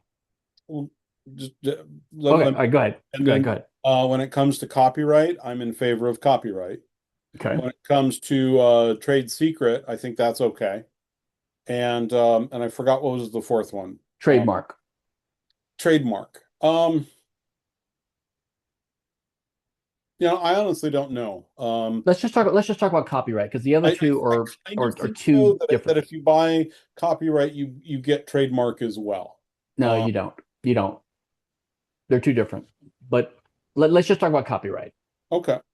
So the way that I separate out in my mind, um, copyright from patent is that a patent is to protect something that is discoverable in the natural world. So if I come up with a new mousetrap, as you say, or other mechanical device, that's simply an application of physics, right? The Yes. principle and laws of physics. If I develop a drug that cures cancer, that's an application of chemistry, something that's Yeah. also discoverable in the natural Yeah. world. And so Yeah. when Alexander Graham Bell and the other dude invent the telephone, and one guy, I think Bell gets to the patent office a half an hour before the other guy, I think that's completely illegitimate because these are independently discoverable and such because it's about um, discovering what takes place in the real world. But Okay, by the way, just as an aside, until Obama's American Invents Act in 2012 until his or what? whenever that was, Until his um, what? until Obama's America Invents Act in Oh, 2012, Invent Act. America Invents Act, it was a revision to patent law. Okay. Until that happened in the U.S. was unlike every other country. Uh, it was the first inventor to conceive that would win in the case of a patent battle between two independent inventors. It wasn't the first one to the patent office. So the example you gave is actually wrong. I mean, Is it? um, Is it yeah, actually wrong? Do you know the story?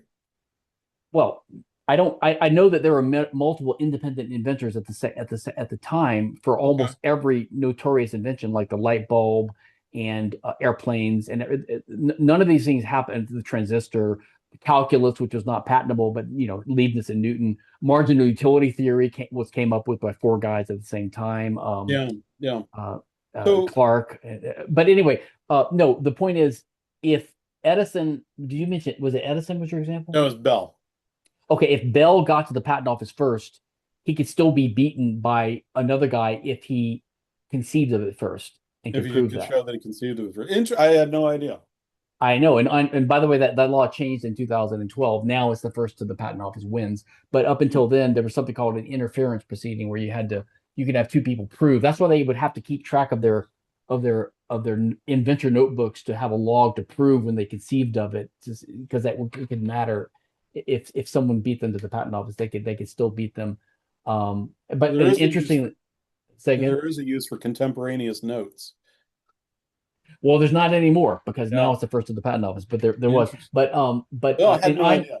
and Ayn Rand made that mistake too when she was defending patent law. She thought mistakenly that it was the first guy to the patent office that got the patent because that is the rule in every other country. Huh. It's the rule in America now. So she thought that was the rule that the first guy to the patent office would win. And so she said that, well, I'm in favor of patent rights. Ayn Rand in favor of patent rights. Oh yeah. But I know that some people say that it's unfair the first guy to get to the patent office wins, but here's why it's okay. So she Okay. was Yeah. Yeah. defending something that wasn't even the law. Like she had the law backwards. But anyway, that's Well, now I guess she's up to date, right? Um, huh. she luckily got up to date after she died. Yeah. Yeah. Anyway, so go ahead. So So you then, were saying that you think it's unfair for someone to get a monopoly on the use of an idea that is basically an implication of the laws of nature and the way things work. well, I mean, regardless of it's fair or not, I mean, I think it is unfair. I just don't think that you have a right, to something that is independently discoverable in nature. Well, what do you have a right to? Well, if you have the ability to discover, Tylenol, acetaminophen, why can't I independently also discover acetaminophen, right? I mean, No, I my point is, but you do agree that we have rights to scarce resources that we find that were unused in the world, right? Means of action. yes, but I disagree with you later on where you say that scarcity is the key to rights. But would you agree that human action there are two fundamental ingredients to all human action and to successful human action. That is the availability of efficacious, scarce means of action, and also knowledge that guides your action. Would you agree that that's an accurate way of explaining praxeology? Um, I mean, I guess that fits the ends means framework, right? So, Well, it fits the action framework. I mean, you can't have action without scarce means, and you can't have action without knowledge that guides your action, right? You have to have both. I think I mean, it's scarce, yes. Um, Well, that's what's we use means to achieve things, but we also have knowledge. I mean, you can't conceive of right, but action without knowledge. I don't want to get too far ahead, but I don't think scarcity is a good standard for rights. I'm not talking about scarcity. I'm just asking you about human action. Would you concede that human action, to have successful human action, you need both the availability of scarce means and Yeah, you need knowledge,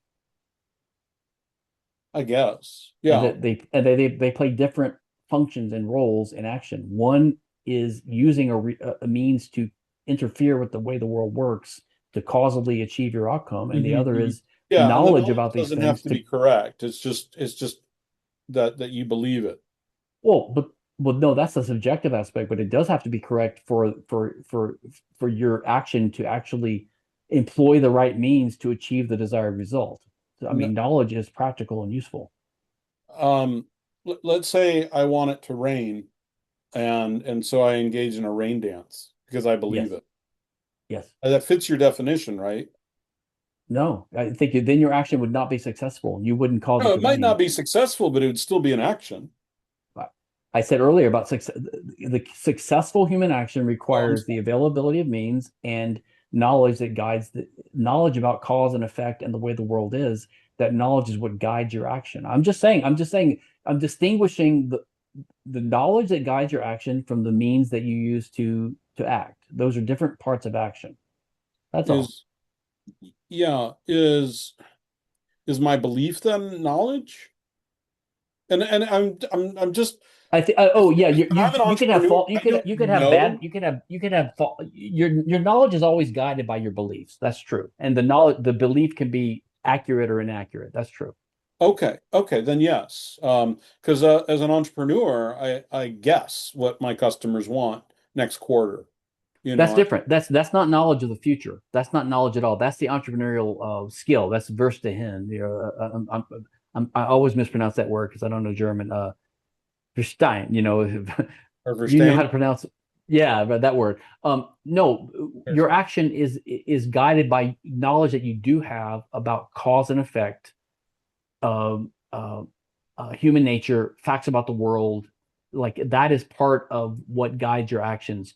It's also then when you act, it's a judgment about what you forecast for the future. But that's not knowledge really. That's your forecast for the future. Okay. I mean, I guess generally, I'm not sure. I mean, I think I'd be much broader and allow error or I do too. I do too. You're right. I'm derailing this. The reason I interjected was you said you don't think that there's a right to to an invention, but which is it's a recipe or a technology or a way of doing something.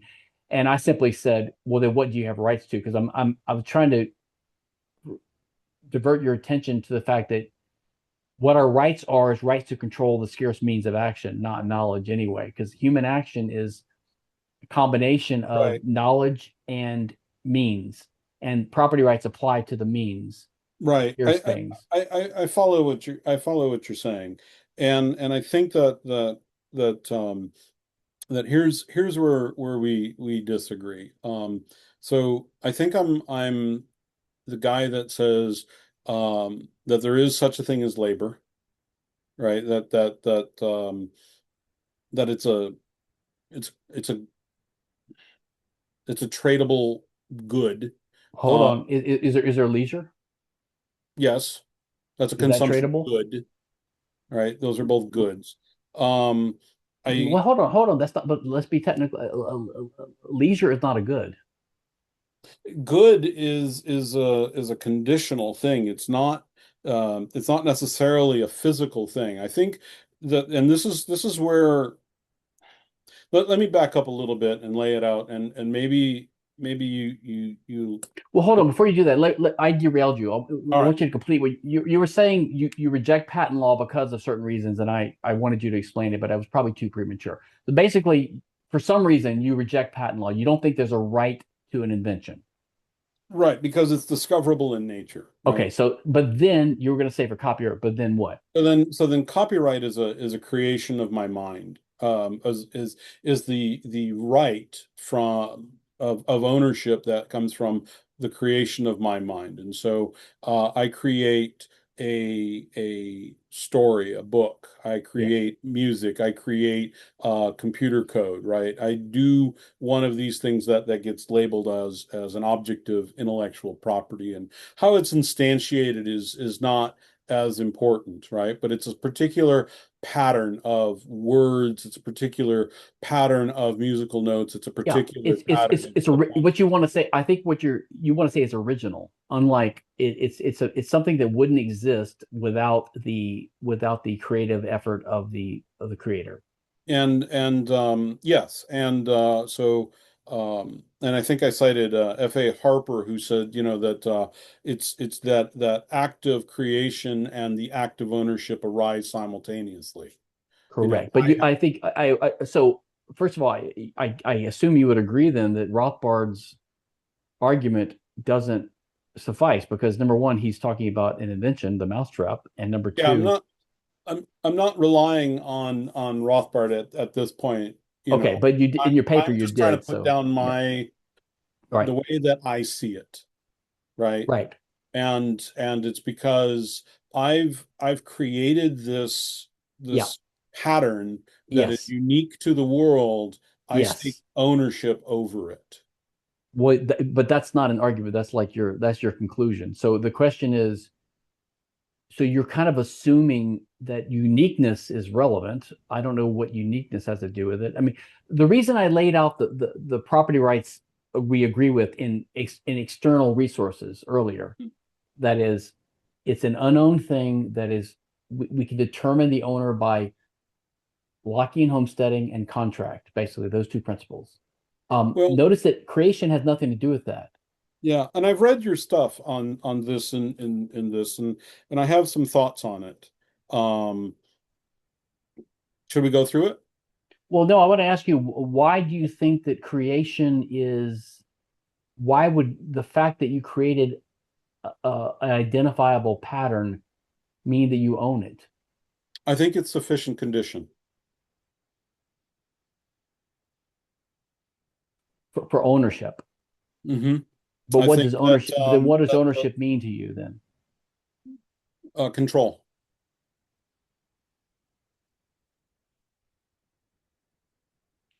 And But that's what a title is what um I'm telling other people what they can and cannot do with their titles, their property and such, right? All exactly. rights place restrictions on everyone else's ability to use their property as well. No, they don't. That's a fundamental mistake. Um Rights are not a restriction on property rights. They're a restriction on actions. um if I don't know if I follow the distinction there. Okay, let me give you an example and see if you agree with this. If if you own a knife Yeah. and I steal the knife from you and I stab someone with it, Mhm. um, are you liable for that? No, Why? because it wasn't my action that stabs the person. Right. So action is what it makes you liable. And number two, if I stab someone with your knife that I stole from you, am I liable? I'm sorry, what was that? If I stab an innocent person using your knife that I stole from you, am I liable? Yes. Even though I didn't own the knife. Yes. So ownership of an object has nothing to do with your responsibility. So if I have a property right, Sorry. it doesn't Slow. limit. Yeah. Wait. So ownership of an object has nothing to do with responsibility? That's not what Of I said. that action? What I said is you're responsible for your actions. Yes.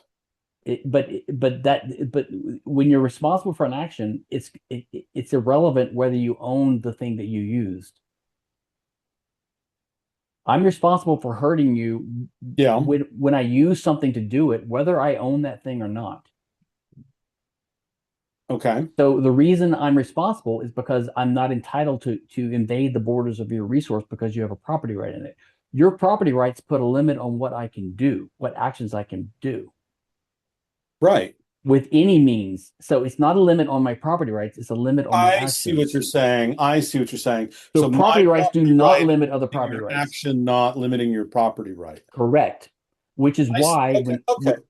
Okay. which, and that's important because people say, when I say the problem with copyright is that it basically limits what I can do with my property. And the response from your side is, well, that's not a problem because all property rights limit other property rights. It's like, that's not true. Property rights do not limit others' property rights. Right. But it Unless, does limit the person's action then. correct. Okay. So then you're not allowed to then use your property in this particular way, right? I'm not. So if you were to say you have a copyright, what that means Hold on. is, Let's just follow this for a second, right? yeah, So if I have a property right to my body and you have a knife, you're not allowed to stab my body because I own my body, yes? I'm not allowed to hit your body with my fist. I'm not Right. allowed Right. to hire a hitman to hit So your so body. there's a limitation to your action with your fist and your knife. Because you have a property right in your body. That's what it Right. means for you to have a And so property if right. It I means, have a property right to my book, then that limits your action on your hold on. You got, when you say book, do you mean the pattern or do you mean the physical book? There's a difference. the pattern. Okay, so if you have a property right in the pattern, what is it? Tell me what that means. So, because if I have a property right, if you have a property right in your car or your body, then what that means is I can't invade the borders of it without I can't alter its physical integrity. I can't use it without your permission. That's what it means, right? I That's can't. in that case, yes. In that case, that's right. In that Right. case, And what I'm saying is that's not the only case, right? that's fine. That's fine. I'm Hold on a second. broadening it to include obviously copyright, right? Because I don't have a problem with that. No, but here's the thing. A pattern of information is not an independently existing thing. How It so? never. It It's does not not like, exist otherwise until I well, make it doesn't exist at all in a sense. The pattern is only the way that another thing is rearranged is arranged. right In other words, there has to be a substrate, a medium. a medium, a carrier. Hmm. So, And I recognize that, but the I don't think that property rights well, are limited just to physical things. well, And that's but you part of have our to get there. contention. You got to get there. You got to get there. So you can't just. So if you already agree that we can identify the owner of a scarce resource, okay. I'm not saying that that's the only thing that exists. I think that is true, but let's just say we only agree for now that there are scarce resources that are means of action, Yep. and that there should be property rights in those, and that they should be allocated in accordance with Lockean homesteading and contract. Like that's it, basically. Okay. Um, Hold on. If you agree with me on that, then if you come up with a third category and you say, but there are other things that exist because I created it and it's useful and I can sell it and buy it, blah blah blah. Um, and that also I'm the owner of that because I created it. Although I'm not the owner of the the land because I created it. I'm the owner because I homesteaded it. Like you never create anything in homesteading theory. okay. So So this is let's talk about that then. okay. Um, because well, I've got some things that I wanted to just to make sure that I'm on the same that I'm Mm-hmm. understanding you correctly first. Um, so so you say that and maybe I'm wrong on this, but you say that tangible goods exhibit rivalrous consumption characteristics, and that can be a source of conflict. Did I write that? No, that's my summary of what I read. Okay. Yeah, it doesn't sound like something I would say. No. And so therefore property rights are needed to reduce conflict because property rights clarify who has control or title. I would put some nuances, but I think basically I'm in the right direction. yeah, there's a potential for conflict over the use of resources, Okay. and therefore property rights emerge as a way to allow people to use resources without conflict by identifying who the owner is. Okay. Now, as I read through your stuff, it's you kept pointing to scarcity as being the key point. But I think that scarcity is not really your key point. I think it's really rivalrous consumption. That's correct. And And later on, and in fact, I use a different word now called conflictability, but rivalrousness gets closer to what I'm talking about. yeah, yeah. So I think because I don't ever want to straw man an argument. I always want to steel man an argument. You know, like make the other side stronger. And I think if you use rivalrous consumption as opposed to Yes, scarcity, that strengthens your argument because and I scarcity. do, and the problem with scarcity is it can lead to equivocation because it's used in two senses. It's used in the sense of lack of superabundance and lack of Yep. abundance, and those are two different things in Yeah, economics and in politics. it is. It is. And I'm glad that we can. But because people on your side will say, "Well, good ideas are pretty scarce." I mean, I hear that so many times. It's like, yeah, but It's that's funny. not the kind of scarcity we're talking about. We're talking about rivalrousness, yes, or Right. conflictability, as I Okay, and say. then the next point that I have from your side, from your writings here, is that intellectual property rights flips the script because they tell the owner of resources what they cannot do. Well, that is actually the fundamental critique of copyright, because that's what you're talking about here, Okay. is that Okay. basically copyright is a net it's a yeah, it tells them what they can't. Okay. I'm just trying to make sure that I'm in the yes, right zone it's here. what I call a negative servitude. It's a non-consensual negative servitude. That's fundamentally the problem with IP rights granted by Okay. statute law. It's a taking of your property rights by in the form of the grant of a negative servitude. Yeah, that's the problem with it. Okay. Now, my note to myself after that, I say that all rights place limits on the use of resources. Which I already sorry, but that's why I already And addressed that. now I we're said that. now we're getting to that point. So you can see Yep, where yep.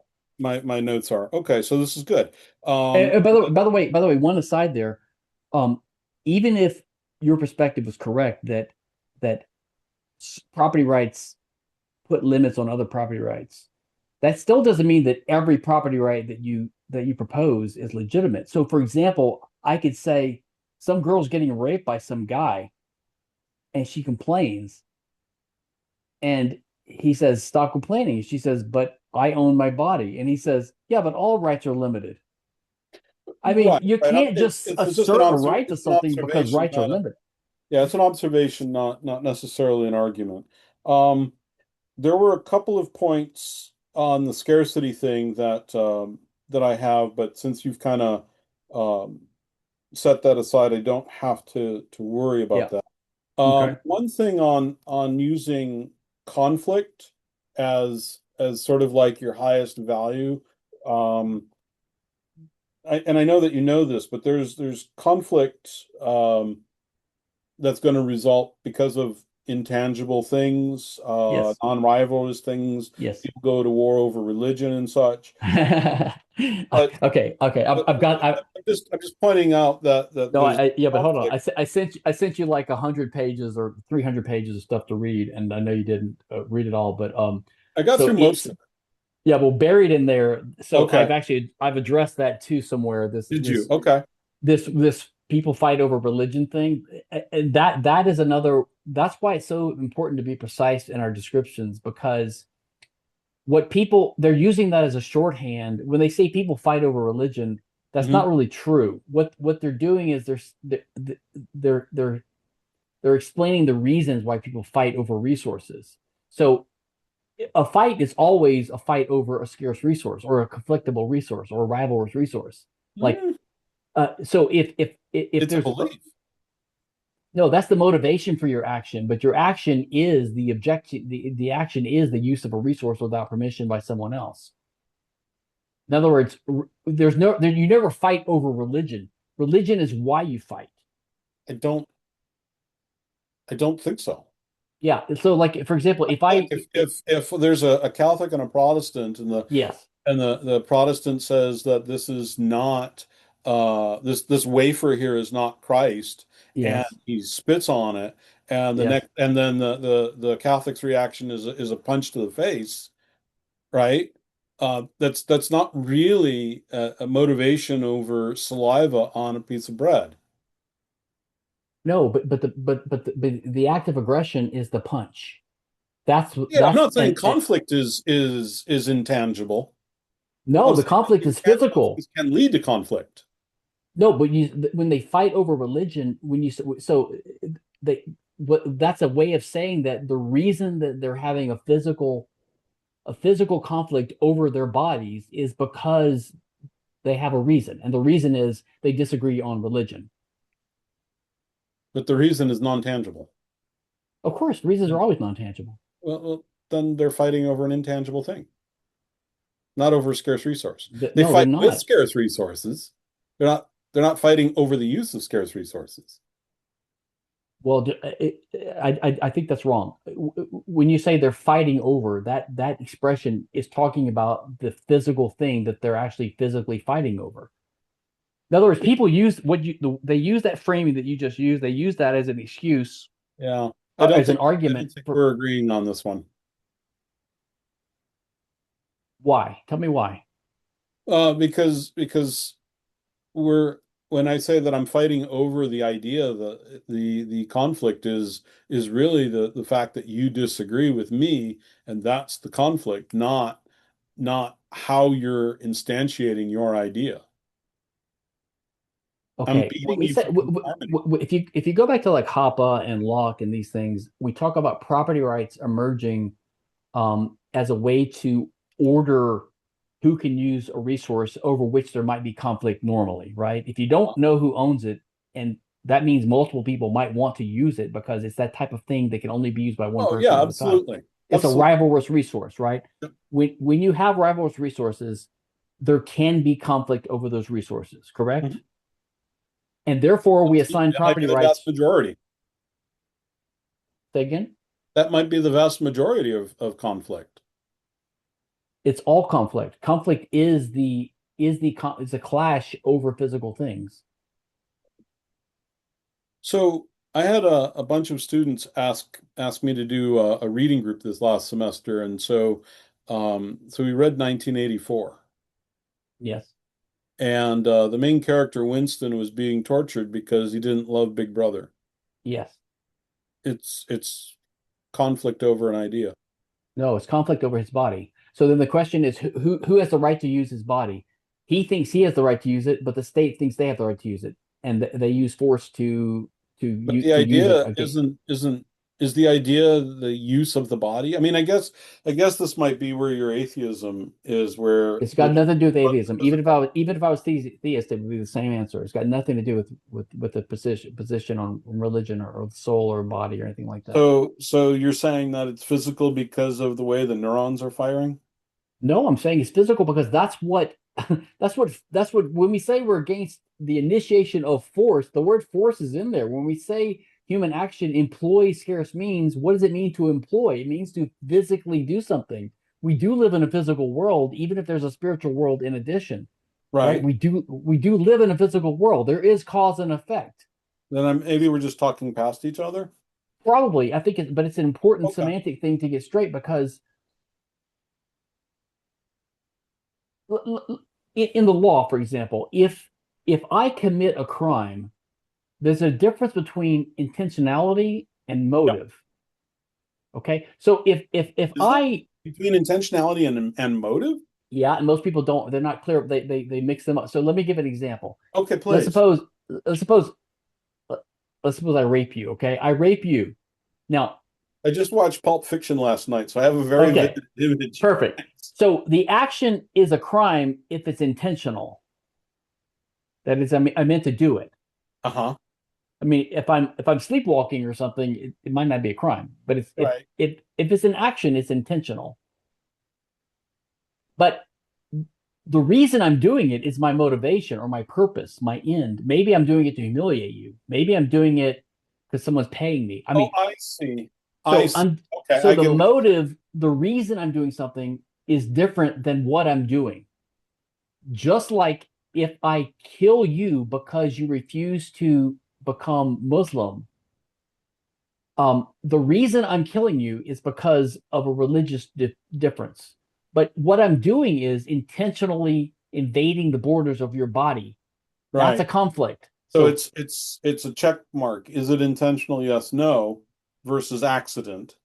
And then yes, if it's intentional, then what's the motivation?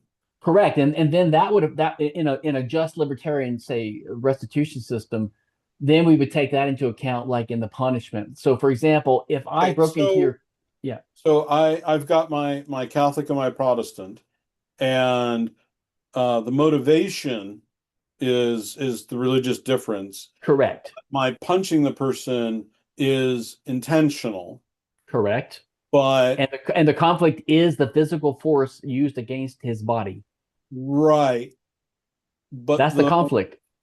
There's hold on, there can only be a conflict because the body is physically scarce and because there's physical force that can affect it, right? If we were ghosts or angels that are invulnerable, there could be no physical conflict. Or if we lived in a world of superabundance, like that's the point, is a conflict is the clash of the incompatible uses of things that are of their nature rivalrous. That's what conflict is, which which is why it's wrong to say people fight over religion, because what they're saying is they're explaining the motivation for the fight, but the fight is the physical clashing over things that can only be controlled by one person at a time.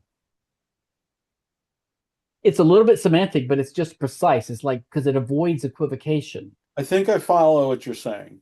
Sure. And I think I can put it into the Protestant Catholic Yeah. thing. I'm not sure if I can put it into the Winston 1984 thing yet. Well, Uh, they're using his body. I mean, look, if you let's say today's world, all he needs there's to some, do is assent, right? And then it stops. yeah, but they're threatening to hurt his body if he doesn't assent. So they're assuming ownership of his body, even though he's the rightful owner of it. So it's a dispute over who owns his body. If you put a guy in prison in today's world for not paying taxes, or for selling cocaine, or for not signing up for the selective service or for the draft, Yeah, I'll then have to think about this. I then follow what you're saying. he's being enslaved by the state. The state is assuming ownership of his body, and that's why there's a conflict, because only one of them can use the body at a time. Mm, He's the rightful owner, they're not. mm, mm, mm, mm, mm. So you're saying that the word over is is the It leads to motivation. ambiguity, because it makes people think, You're it well, you're pointing over to motivation. You're not pointing over to the the the con action itself, yeah, yeah. the physical conflict itself.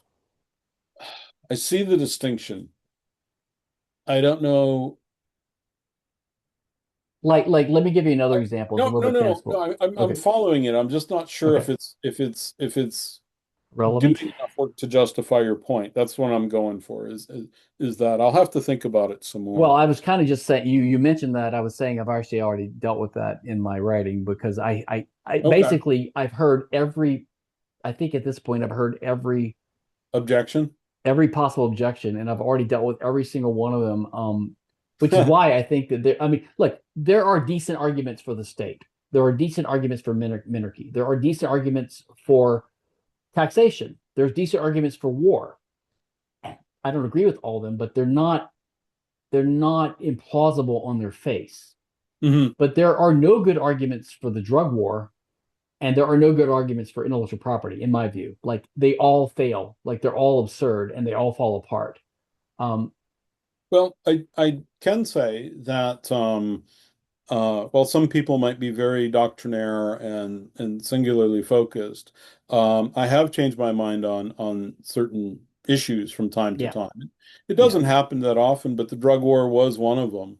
Um, I was in favor of the drug war yeah. for a long time, and then I did, change my mind on that. It Yeah, was a yeah. preponderance of evidence and logic and such. So, I guess there's always hope for me, right? Um, okay, so but my point was on the premise of diminishing conflict. And if if I accuse someone of violating copyright, and you say there's no such thing as copyright, and so then I take the law into my own hands, I initiate conflict. Um, I see that conflict could exist in both worlds, right? And the question then is, why would a non-IP world have less conflict than an IP world, right? So if the notion is to reduce conflict, um, Yep.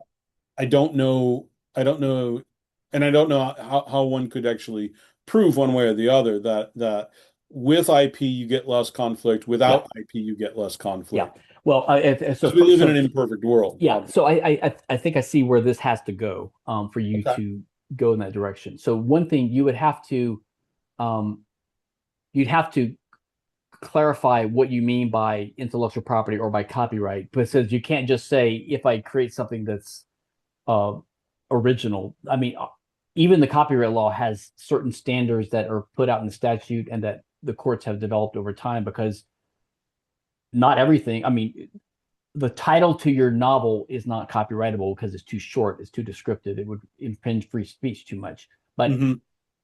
and a common trope like good guy gets bad guy in a story can't be copyrighted. So there's standards that have to emerge for what counts as sufficiently unique and original and how I long it stipulate all lasts. that. Yes. So that would have to be part of it. Yeah, I um agree. but you would also have to you'd have to also acknowledge that you're okay. The reason I was talking about the substrate earlier is, even if we grant that this pattern of information that someone originated and so-called created, like a poem or the plot for a novel or a painting, Or Lord of the Rings. right? Although none of those things are completely original, they're all cumulatively based upon the existing culture that went before it. Nothing is ever 100%, but let's just say it's original enough to be different.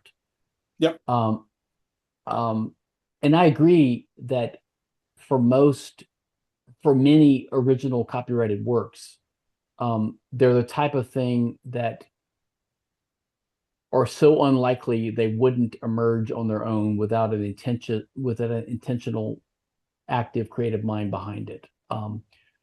Yeah, you could come up with silly things like a billion monkeys in a billion universes would finally have typed Romeo and Juliet or Atlas Shrugged, but as a practical matter, it only Atlas Shrugged. The pattern for Atlas Shrugged only exists because Ayn Rand existed and did it. Okay, I agree with that.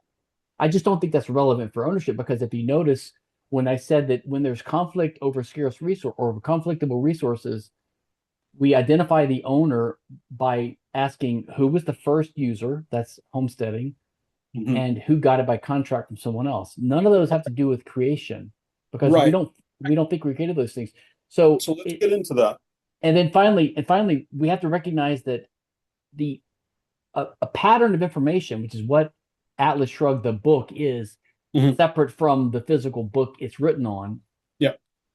never exists as an independent object on its own. It's always just the arrangement or the patterning of a substrate. And if you concede or understand that, then I think you will see that in general, the characteristics or properties of things that are ownable are not themselves ownable. So, for example, if I own a book which Yeah. has Atlas Shrugged printed on it, Yeah. the book has a lot of features. It has a weight, Yeah. it has a I color. follow. It's Uh, physical. well, it has characteristics that define what it is and Yes. that are part of its identity. But Hmm.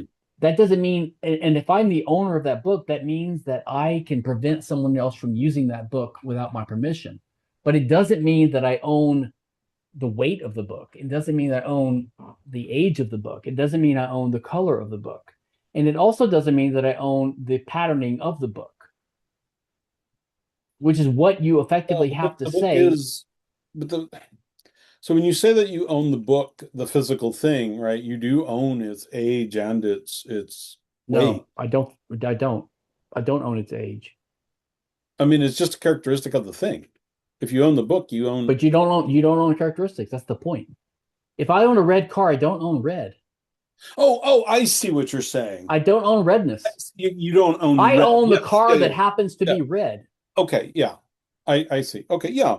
So you That's fine. don't own the properties of property. That's why I don't call it property. I call it a resource that's owned that you have a property right in. If you call it a property, then you start. So then you have people, which you said earlier, people always say, hey, Kinsella doesn't believe that ideas are property. That's not actually my argument. It's not that ideas aren't property, it's that there are only property rights in physical resources over which there can be conflict. And an IP right is not actually a legitimate assignment of property rights in the things over which there can be property. Right. But There's that's your you conclusion. you can't own you I think it's impossible to own ideas. I agree with that if we're using the ideas as in the broad sense. You can't own patterns. Well, I think you can, right? And that's part of our conflict here. Um, so let's But let's but but but but but, but would you agree that the pattern can has to be carried in a substrate? It can't exist in some platonic free floating form just out there. it's not discoverable, right? Correct. That's I can see I that's will concede why that. I set patents over here, right? I can see that it's not discoverable. Okay. But it is created, and can it exist in say the human mind? Do you say that because it exists only in the human mind that that's the media in which it resides? I don't think it exists anywhere. I think it So if doesn't exist in the same way that a table or a car exists, okay, as a I agree physical with that, thing. it does not exist It's in the it's same way. just it's what we see, it's what we perceive with our senses and with our rational faculty and the way we organize things that we identify, but it's always observed as a result of some physical phenomena, some impingement upon our sensors, our senses, um, and it's witnessing the way that an existing thing is arranged, like a But book. I think we can say that the my phone is a unique identifiable thing. And I can say that this pattern of ones and zeros is a unique identifiable thing. It I is agree, distinct from something else, and so but the therefore re- but the reason I you can own your place phone, rights around it. hold on, but the reason you own your phone is not because it's unique and identifiable. That's got nothing to do with why you own it. You own it because you bought it from a previous owner. So let's go down that path a little bit. Can we? Sure. So homesteading. Um, so um, I think so. So tell me about um how how we get to homesteading, right? So, how does one become the first occupier? What's the limitation to the occupation? So we have Crusoe, he steps on an island. Um, does he own the entire island? What if it doesn't step on an island? He steps on a continent. Does Well, Neil Armstrong own the whole moon? Right? well, What's the the reason limitation of that occupation? the reason I asked you earlier if you more or less agree with me on private property rights is that then it's irrelevant how we deal with the edge cases or the application of the difficult issues. We agree in principle that humans need to act, and to do that, they need to use things in the world that have never been used by someone else. So there has to be a first user of a thing for Yes, humans to survive, and for yes, there to be so that means first possession or original appropriation is implicit in human survivability and action. And if we're going to have a system where conflict is reduced, that is, when there's a potential for conflict over the use of these things that were previously unused and that someone first started using, there then the property rights will always necessarily have to recognize that the first user has a better claim than the second user. Now, how far that Yeah, use not extends, disputing that. Let's slow down a okay. second. Okay. Um, but my objection is that the first occupier, to identify Yeah. the first occupier, is that it depends on labor. And now you're going to say, well, it depends on action. There's no such thing as labor, but No, I never said there's no such thing. I just think that okay. labor is a subset of action. Labor action can be laser or leisure, but yeah, it's action. Action So is always part of the first use of a resource. That's true. okay, but how does that distinction create the difference between mixing labor to create the property right? So it's not mixing. So this is the locking. The mistake is the over reliance by Locke and his followers on Yeah, but this I'm labor not mixing talking about metaphor. Locke. I'm just talking about Paul, right? And so when I'm looking at this and I But look but at what I'm saying is you don't own the resource because you mixed your labor with it. Well, put it this way: you do own the resource because you mixed your labor with it, but only because that's the way you identify that you're the owner. It's an identification. It's not because you owned your labor. In fact, you don't own your labor. Labor is just an action. okay, so we'll just can we use labor for convenience sake? Yeah, labor is a type of action. I Okay. don't deny that. So so my my use of labor then identifies what I claim from an unowned resource, and Yeah, that's what then gives me as the right of first occupier. So yes. labor is increasingly tied Hopper would to homesteading. hold, Hoppe would say that this is called embordering. It's basically, but all embordering is an action. All use of a resource is an action. You Right. can It's an call labor. You can enclosing call of the labor. commons. Well, so the general principle, in my view, is creating an objective link. Okay, that is something that can't just be done by verbal decree, because verbal decree, which is why I don't own the moon or Right. Mars, Right. but because any number of people could say they own this thing.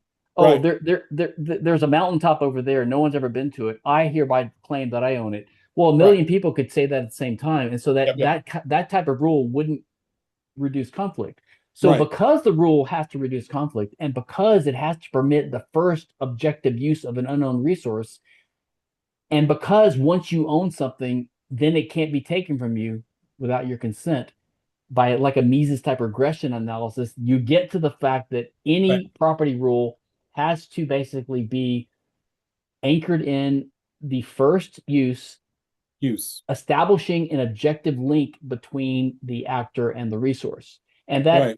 basically means the homesteading, the general idea is in bordering, Yes. establishing a border around it that defines Yes. what it is, and your by Yes. your use of it. Yes. Sometimes that is transformation, which is a labor type activity. Yeah. Sometimes it's putting a fence around it, Putting which a is fence. Yeah. also Yeah. action. Mhm. Right. But basically, you do something that is a Yep. way that publicly indicates that you have now made a use and a claim of this thing, and it's no longer unowned, no longer part of the commons. That's to me what homesteading is. So That's the I'm enclosing this pattern of words, property right. Okay, but when we're talking about enclosing a piece of land, we're talking about enclosing a thing that is a means of action Yeah. over which there can be conflict. Yeah. There cannot be conflict, just like there can't be conflict over religion. There can't be conflict over a pattern of information. The But conflict there is can be. always, no, there can't. Yes. You say that you created it, and I say that I created it. I don't care if you created it. I'm okay with you Exactly. saying That's you the created it. conflict.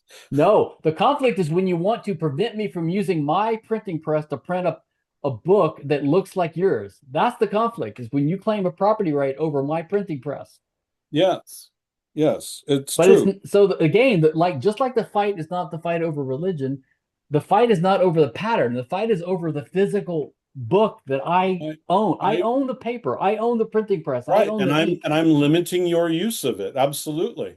Exactly. But I Yes. never. So here we come Just to the like heart. all other property rights, I'm But that's limiting what your no. use of But your property rights property. don't limit property rights. We already But established no, that. no, you're right. I am limiting your use of your property in the same way that all property rights limit the use of all other property rights. Correct. But you can only do that if you can show that my action violates your property rights. So that's why your argument is circular and question begging. You Well, we're need to both kind of doing show the same thing then. no, because we all you and I both agree already that there are property rights and should be property rights in scarce resources. We've agreed on that already. If If you were a socialist, we hold were on, going to have a hold on. different argument. You're saying so you're using the word scarce again, right? Okay, And rivalrous. Let's say rivalrous. Fine. and honestly, um, I don't see, this is why I was trying to bring in the conflict thing, right? Where it seems like your highest value is then if it must lead to a decrease in conflict. No, it's not my highest. So that's another. It's not my highest value. It's just that that's what libertarian principles mean. Libertarian Right. principles say that aggression is not justified. It's what knows it calls a side constraint on action. It doesn't mean it's the only value or the highest value. It just means that you can't justify an action or a law that commits aggression, that Hmm. takes someone's resources without their consent. It doesn't mean it's the highest value, but it does mean that the fact that the world has scarcity, I'm sorry, the fact that there's conflict possible in the world, and the fact that most people value Yes. avoiding conflict is Right. the reason why we come up with these property rights Right. to Right. I get to that. I get that. But support. that's not They're the the only normative source. support for possession of a resource. Right. But that's not the only source of conflict is rivalrous use of It commodity. is. That's why I fought with you earlier on the word conflict. It is the only source. Hmm. I guess that's Look, another point where we let just me give you one. I don't know if you had time to read this, but the core way I look at the core problem with IP rights, we could talk about just patent or just copyright. Um, and this will help explain why I'm against this property right in a pattern of information. Is because the pattern of information doesn't exist on its own. It only can be instantiated in an existing tangible, physical, material resource. Because of that, and because those resources already have an owner identified with homesteading and with contract, then effectively what the ownership of a property right in the intangible pattern of information is it's an ownership right in their existing property already. And that's a new it's a new ownership rule that overrides homesteading and contract. And the example I can give is what's called a negative easement or a negative servitude, which you're probably familiar with, at least in the HOA or homeowners association context, right? Where you have a neighborhood which has a master plan and they lay down this real this property right that's shared by all the neighbors, which is basically uh, restrictions on use. Mhm. And it's a contractual and property Yeah, it's a thing. negative covenant. Yeah. It's a negative covenant or a negative easement or a negative servitude, we call it in Yeah. the law.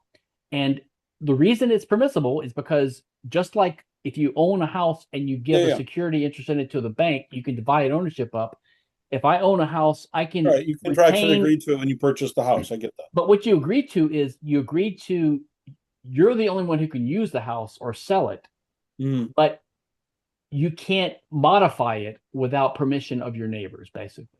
You've given them a Yeah. Yeah. veto right, right? That's Yeah. called a Yeah. negative. That's called a negative servitude. And the Hmm. reason it's legitimate is because it was consensual. You consented to it. Yeah. Yeah. Just like if a girl has sex with some guy, it's not rape because she consented. But if she doesn't consent, it's rape. I mean, consent makes all the difference, right? Yeah. And Yeah. Yeah. I'm not disagreeing with any of this. and the thing for copyright rights is it's it's basically the grant by the state to the copyright holder of a negative servitude over my printing press, Well, we're not even though really. I didn't consent to it. It's non-consensual. That's the problem. Well, I don't know. See, because we're at like this sort of meta level of whether Yeah. it is or is not a right, whether it's codified by the state or not, is kind of a secondary issue, Well, that's how I don't whether it's a state or not. I mean, to have to right? have to have I mean, it's someone have some the other enforcement mechanism. It's not necessarily to that's have the a state. to have another citizen in the world, Hmm. to have the author of the book have the right to prevent me from making Yes. copies of that book with my printing Yes. press Yes. means that he has a negative easement or negative servitude over my printing press, even though I didn't grant him one. Yes. It's non-consensual. That's the Mhm. fundamental problem with it. So you Yeah. need to show how I granted that. And your argument seems to be, well, I created it. But that's circular because you're assuming that creation or originality or uniqueness is the hallmark of property rights, but it's not. It's not a source of property rights. Uniqueness is not a source of property rights. It's enclosure of an unknown thing. Well, actually, what's going on is I'm using my labor to enclose. Yes. Um, okay, so I think we were both in agreement on enclosing, right? So I can have a no smoking policy in my house, right? Because I've enclosed the common air in my house. No, no, no. Hold on a second. No, no. I think you're I've trying to use created the a word. scarce good, the air in my house, and I can say no. Yeah, but enclosure just has to do with the way that you become the owner of an unknown thing. It's about homesteading. Hmm. And You don't so, have the right to prevent someone from smoking in your house because you because enclosed it. I have ownership now. Yeah, but you might have bought the house from someone else. Like it has nothing to do with enclosure. Enclosure is a concept that explains why the original first user of a You resource. take a common, okay. So there's land unowned, right? I build the Yes, house and yes. now I can say no smoking because I've enclosed that. You can say no smoking because you own it, Yes, because I've and you enclosed. own it. You own it because you established an objective link. You establish Right. an objective link by embordering it. And so IP encloses the commons of letters or ones and zeros or musical notes and creates the scarce good. But don't you see how you're shifting to this weird metaphor now, and you're using the word in a totally different sense? I mean, you No, could make all kind. I could say, well, I don't think so I enclosed, because the enclosure requires an action, and the creation of the pattern yeah, but creates hold on. is an action. Enclosure requires a specific type of action, and the action is the objective link that makes a connection between an actor and a resource that was Yes, previously unowned. yeah, and I That think was I've done that. previously unowned. That's a resource. That's a scarce means of action, a rivalrous resource. Right, That's the whole point. and so when Tolkien wrote Lord of the Rings, it was previously unowned. No, listen to what I just said. Enclosure is not is just one way that you can homestead a resource. It's just one way. The basic idea is in bordering it by performing an action that establishes a link between the actor and Mhm. a previously unused rivalrous resource. Why Like does it that's have to be rivalrous? because the whole purpose of property rights is to prevent conflict over rivalrous things over which there But can be rivalry. that's I guess that's where we're disagreeing. Is That's that why look rights have to be over rivalrous? because So let me ask you some other questions. Um, is there fraud in your situation in your world in your yes, I have a whole section of my in my book on why fraud is a type of aggression and by the way, why it does not justify trademark law because trademark law has nothing to do with fraud, okay? contrary to propaganda to the contrary. But yeah, fraud is in essence a type of theft by trick, and that is Yes, I basically agree with that. the use of someone's resource without their informed consent. Okay. What does informed mean? Well, without I could just say without consent. It's not consent. The Okay. reason I'm using that is because people understand that term from the surgery concept where the surgeon cuts you open to perform a procedure and they're doing something to your body that in some contexts would be considered aggression because they're cutting you open. Yeah. But Okay. then the justification is, well, it was consented to. But then the question is, well, did you give meaningful or informed consent? Did he tell you, okay, I'm going to go in to take your appendix out, but if I see a tumor next to it, I'm going to take that out too? Or was that so it's got to do with communication, and consent is always a matter of communication, Okay. and that's a matter of custom and language and default presumptions and context. So whether it's informed or not is just a factual question about what was actually understood by the parties. Okay. I've got a lot of questions and I just kind of want to because All right. I'm gonna interview you now. You might But I'm curious, what's the relevance of the fraud thing?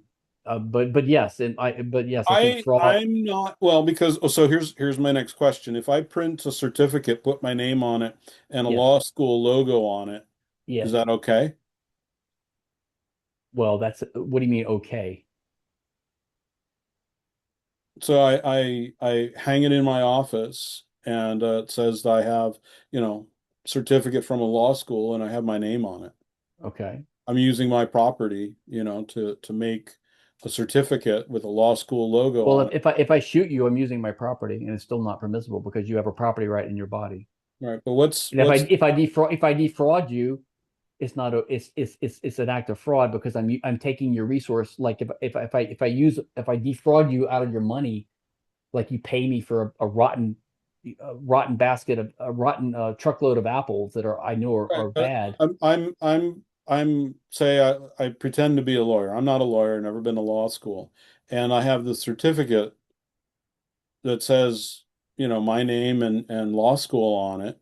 Yeah. And now I want to hire myself as a lawyer, right? Am I committing? No, yeah, I know where you're getting going with this, but I'll entertain it for a second because, but no. So my answer is it depends on the context, and I'm also a big believer in caveat emptor. I think people should basically suffer the response of being an idiot. Yeah, okay. So that's why although I'm against fractional reserve banking, I'm not. I don't think it should be illegal. I think it's a good thing if people are parted with their money by putting it in fractional reserve schemes.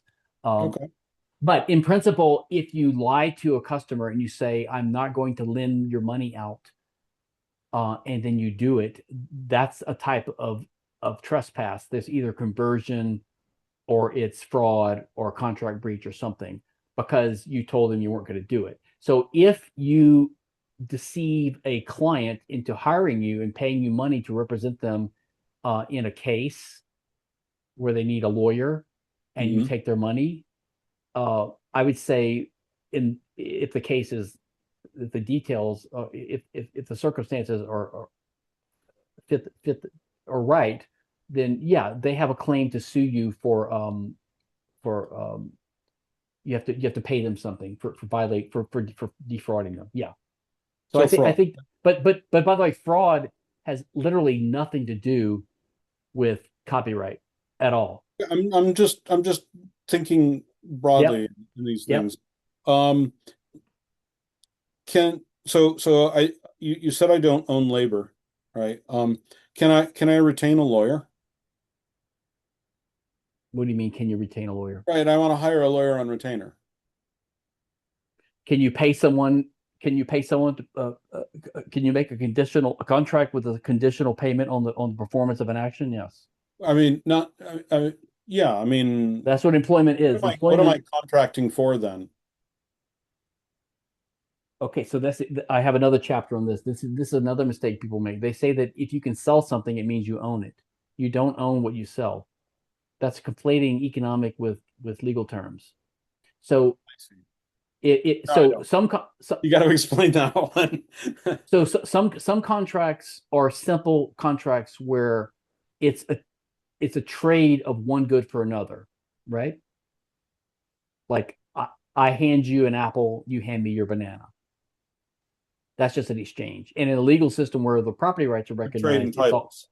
it's a trade in titles, and it's a trade in possession.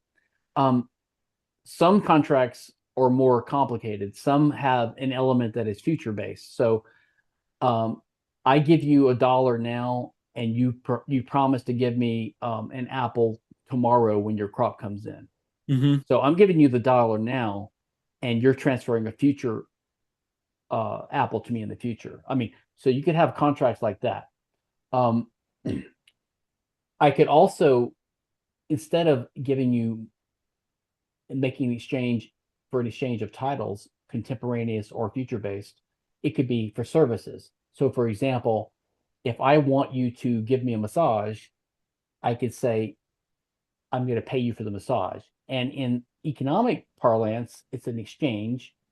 But in libertarian legal terms, it's only a one-way exchange. It's an exchange of title to the money, but the service is not sold legally because it was not owned. It was just an action that was performed. What's happening here is that I'm using my ownership of the money and my ability not to give it to you, my ability to refuse to give it to you only on the condition that you perform an action that I want you to perform. So basically, it's a one-way, it's an employment contract. And the contract is this: if you perform this action, then you get the money. So it's a conditional title transfer. So that's what happens when you hire a lawyer. You're basically saying, if you perform certain actions, then the money that I own, X dollars, becomes yours. Okay. Um, can insurance companies exist? Sure. What property right is in the contract? That's more complicated because if you do what Rothbard did and you reformulate the way it would be looked at now is that rights there are rights and obligations. So contracts are basically enforceable obligations that are the result of contracts or obligations that are the result. They're enforceable obligations that are the result of making certain enforceable promises. That's how the contract law works now. The problem with that Rothbard and Evers saw, and they're not lawyers, so their theory had some mistakes, but it Okay. was a brilliant reworking of the theory, is that uh, contracts are really just transfers of title to resources. Um, Once you understand that, almost every legal classification of existing complicated contracts, like insurance contracts, would need to be reframed in his terms. And there's been no need to do that because we don't have Rothbard's system in practice anywhere, and I'm the only one who really would try to do it. Now, I have some ideas about how you would do it. So basically, an insurance contract, and it rests upon other fictions like the corporation, which is another whole can of worms. But if you just assume there's a group of people Mm-hmm. calling themselves an insurance company, they presumably have certain assets at their disposal, which could include, in economic terms, intangible assets, which are contracts with other people, Mm-hmm. things like that, reinsurers or whatever, shareholders, uh, things like that. Um, so basically, it's a promise. It's an enforceable promise on the part of the insurer to transfer money to you under certain specified conditions, like if you have an insurable event happen. Um, So, so so so the basically, property is, I mean, the promise is not the property. so the way I would look at that is that the contract is a conditional future assignment of owned resources by the insurance company to the client. That's another. Earlier, I said that I agree with more careful legal scholars like Yiannopoulos and others that we should avoid the word property to refer to the thing owned. So I wouldn't say it's the property. So property is the property of something. It's just like I see. saying it's characteristic. I mean, so it's always about a So resource. property in your world is sort of like capital in my world. Well, capital is It means so many different things in all these different contexts. correct. Yeah. Yeah. So That's why I say that you have a property right in a resource, but it's not property. Like that car, if you say that car is my property, what you mean is that car is a material rivalrous resource over which someone is the owner or over which someone has a property right. Hmm. I mean, that's where the word property arose that way. It's a proprietary interest in. It's proper that you are the one who can control who gets to use it. So Mm. over Oh, time, yeah. just like we say, that car has certain properties. It's red, its horsepower, or its properties. Yeah. If I start Yeah. using if I start Characteristic. using a resource as a caveman, like a leather skin or a spear, it's an extension of myself. It's one of my properties. Yeah, yeah. I see what So you're we saying. start saying it's my property, but and then we lose the memory of that connection, and then the question becomes: Kinsella doesn't believe in ideas or properties. Like it's never that they're not property. It's it's what types of things that we can identify with useful concepts that exist are the types of things over which there can be conflict and over which can serve as use means of scarce as means of action. And those are the subjects of property rights. Okay. So And let we me, identify the owner by the four principles of homesteading and contract and the others. yeah. Um, But do so you start to see how this fits together? Like if you start reshuffling and making sure that you use careful terminology to make sure they fit together, eventually there's no room left for IP rights because you end up and basically it favoring. still seems to come down just to a couple of definitional things, like the original principles, or the original foundation things. That's why I asked you. That's why I asked you if you agreed with them in the beginning. Well, I knew that, and I was trying not to immediately Yeah, agree yeah, to yeah, them yeah, yeah, because I yeah, yeah, knew yeah, all of this stuff downstream, yeah, yeah, yeah, because like scarcity, right? yeah. And um so so why shouldn't we create property rights on anything that's controllable? Because it's almost for the. I'm going to give sort of a more. I'm going to go metaphorical now and Okay. use analogies. As an Austrian, you understand, I think, that money is a necessary institution that overcomes two problems. One is the double coincidence of wants, Yep. and the other is the inability to meaning easily the inability to compare Economic calculation. heterogeneous goods to engage Yeah. in calculation. Yeah. Um, but money is so as money's a useful institution, which helps us get into a catalactic economy and get out of barter and have far more efficient uh, means of production, right? I appreciate your use of the catalactic economy. Thank you. Well, that's what it means, right? It means a Yes, yes, money yes. No, economy. I love it. That's great. But money is not wealth itself. Money is the means we use to trade among things of that are consumer goods effectively and capital goods that produce the consumer goods, correct? To Money is not. simplify, to simplify.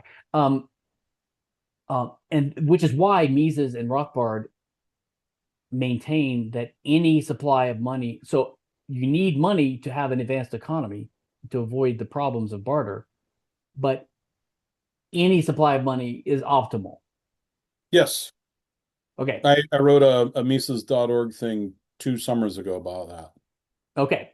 Well, would you send me that after? Remind me. I'd It's like to just see that up because on Mises.org. I want to see it. Okay. It might be relevant to something I've written. I'd be happy to. But the point is understanding that any supply of money is optimal, and that money is not recognize that money is not wealth. And that's why if you increase the money supply, it doesn't create wealth. I mean, you could That's double. basically my argument. Yeah. Okay, but what I'm getting at is if you do create more money, it always comes at the expense of something else. Even if it doesn't create the business cycle, which it does, and even if it doesn't lead to Cantillon effects, Which which it does. it does, and which I'm skeptical of anyway. But that's a whole different issue. No, it has Um, to. yeah, I mean, I'm skeptical of the concept of Cantillon, but that's my Austrian heresy. But anyway, And Another one? even if it doesn't set in motion the business cycle, it always redistributes wealth because it gives money to someone else, Yeah, and then they get that's the free. Now Cantillon effect. they can spend it. Yeah, I know. Yes. Uh, and so it bids up prices and whatever. So you can't, because money is not wealth. Creating more money always is a way to redistribute wealth. Same reason that we libertarians tend to say we oppose positive rights and we favor negative rights. What we mean by that is that Yes. it's okay to impose an obligation on people to leave everyone alone, but you can't give someone a positive obligation to give them food and welfare and all Correct. Yeah, that, yeah, yeah, yeah. because you can't get that. You can only get that by taxing people. Yes, yes, right. Nothing is for free. If you could just wave a magic wand and say, I'm going to double the money supply and make everyone rich, or I could wave a magic wand and say everyone has a negative basic income for the rest of their lives and there's no impact on anyone, hey, might as well do it. But nothing is for free. And it's the same thing with intellectual property rights, is that once you understand that the nature of property rights is as a normative support mechanism to support the institution of physical use of physical means in action over which there can be conflict. And once you understand that the only just way to do that is the natural way, which is assigning it in accordance with first use, and that's the ownership is maintained until that ownership right is transferred by contract. Like Mhm. that's it. Once you understand that, you see that if you create new rights in things that don't independently exist, but that Right. only exist as a feature of a thing that already existed and is already covered by the first rules, then you have Right. to basically take those property rights away. But That's basically, if I could take the ingredients that you're using for first use and use that to create an intellectual property right, then it would be legit. You're saying that I can't use those same tools to derive that intellectual property right, and therefore it's illegitimate. partly, and I'm saying that informed by what I mentioned earlier, which is you have to recognize the distinct but equally important roles in human action of knowledge and of scarce resources. They're both. You can't imagine human action without both, because But now we're using a different sort of scarce because now we're talking about like at the margin scarce resources, okay, not non-rival, not rivalrous consumption resources. well, human You see how action. you've switched that to actual I, scarce? I, I'm using the word scarce because that's what Mises uses when he talks about the means of action. But what he's talking about is Right, but rivalrous things. you're saying that there's fewer means than ends scarce in that sense. No, I don't mean that. I don't mean that. What I mean is that there's a Mises and the others explicitly just. I have a chapter in my book called "Goods, Scarce and Unscarce," written with Tucker. Um, and there's Mises and the other guys, and what they say is that they distinguish between the general conditions of human action and the scarce means of action.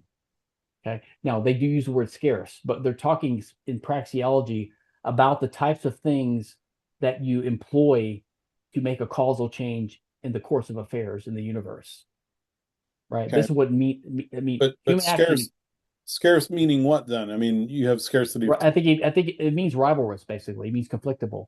It means causally efficacious things that can can make a change in the world.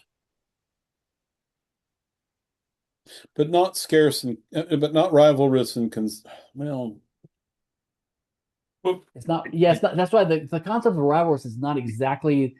Uh, it's closer to it. That's why I call it conflictability. no. But I think basically Mises' means of action as the core component of human action are basically the same as rivalrous things, Hmm. and I've basically got the same as conflictability. I've got one more big, not big, but question that came up in my reading of your stuff. Um, and it's if you could explain what you meant by the sloppy use of ownership in the Bitcoin context. Well, Do you so remember they're that? doing, yeah. Okay. They're doing what, just for the same reason that earlier I said it's better to use the word property as the right of an actor over a resource instead of using it to refer to the thing. And also to keep in mind the distinction between legal concepts and economic concepts. Mm, Even okay. Mises did. I guess that's where I get lost. Mises was careful about that in socialism and in human action, where he distinguished between what um, he called it catalactic or sociological ownership to refer to what we would call possession, which is Hmm. a purely descriptive human action category that would apply even to Crusoe on his island. He calls that ownership, but he puts a qualifier. He calls it catalactic ownership. He distinguishes that between what he calls juristic ownership, which is what we mean by ownership or legal ownership. So the point is, in careful analysis, there's a distinction between possession of a resource, which is part of human action in praxeology, and between the legal right to use the resource. That's ownership. Okay. Now, if you understand that property rights emerges as a normative, social, legal institution on top of the practice of possession and control, and its purpose is to prevent conflict over these things by giving a normative like superstructure. Like it's the basically the purpose of property rights and the legal system is to provide normative support for possession. That's the relation between the two. Okay. Can there be ownership without dispute? Or is there only ownership with dispute? There can only be ownership over things that there could be dispute over. Because the whole purpose of property rights is to solve the possibility of conflict, and there can only be conflict over conflictable things, which Hmm. are the basically the scarce means of action. So that's the reason why I keep using that word scarce, because Mises uses it.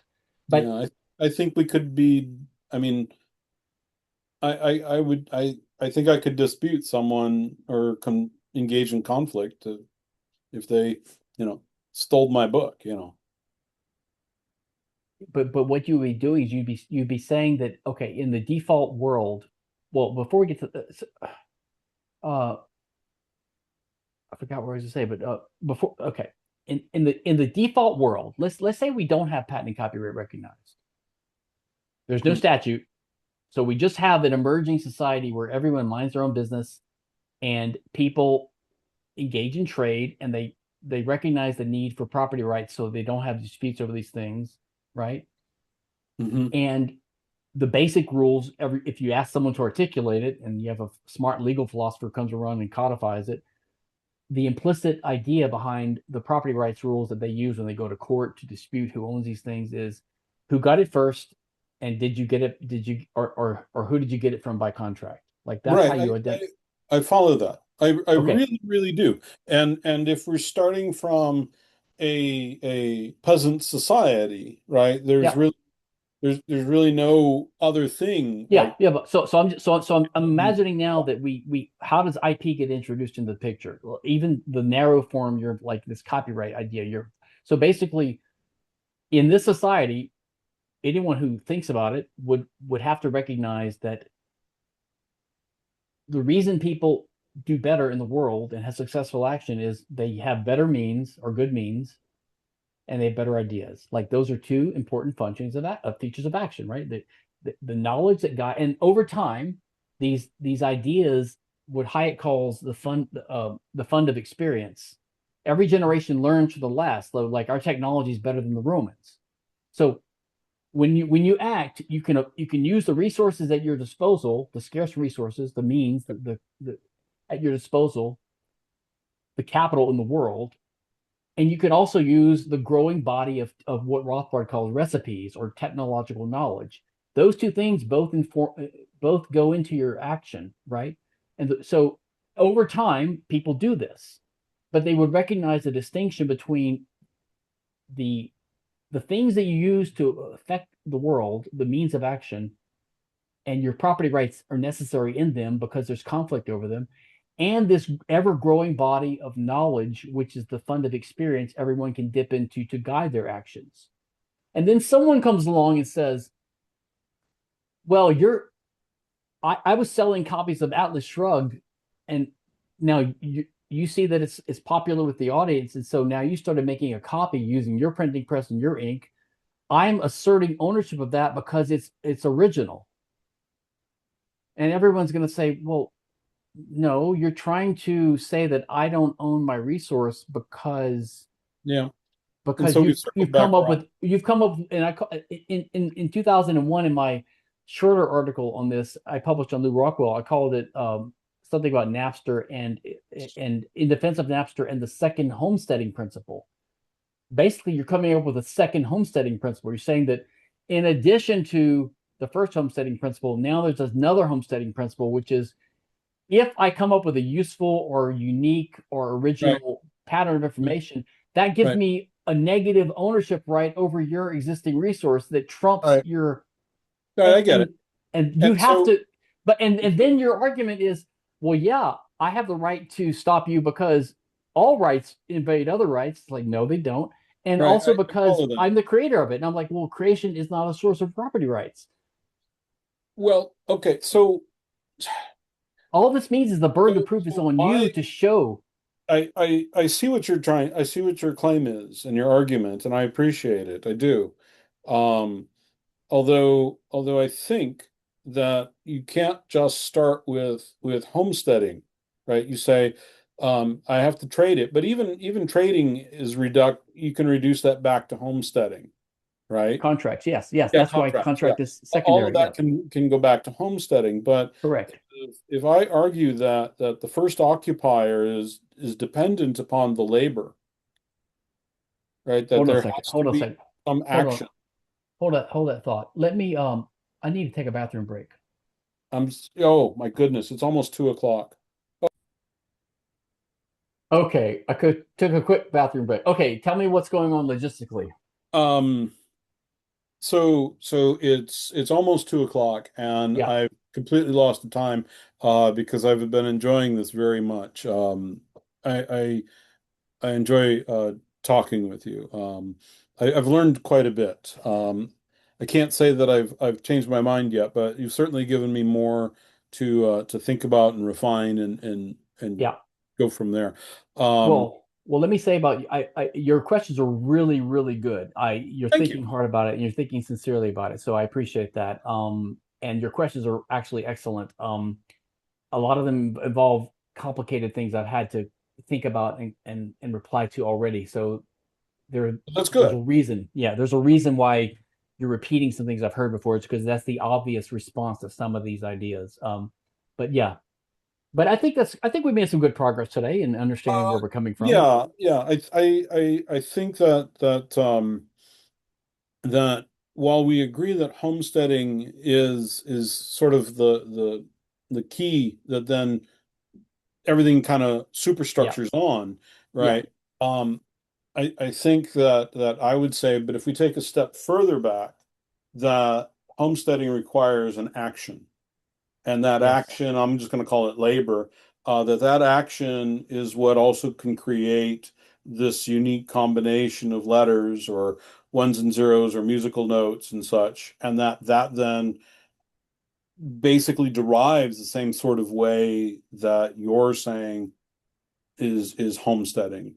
Um, so so I don't, I mean, I see that's where the tension is if IP gets wedged in that way, yeah, and you say no, and I say yes, yeah, and I think that's where we branch.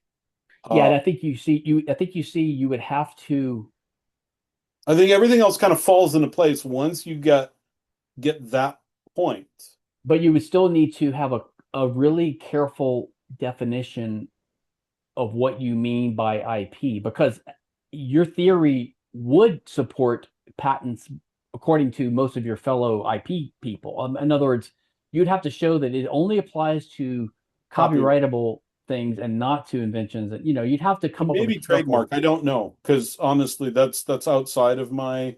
my thing. I was talking to my wife about this yesterday, and she said, "Well, would there be any brands Yeah. in Kinsella's world?" That's like saying, would there be people, would people have names?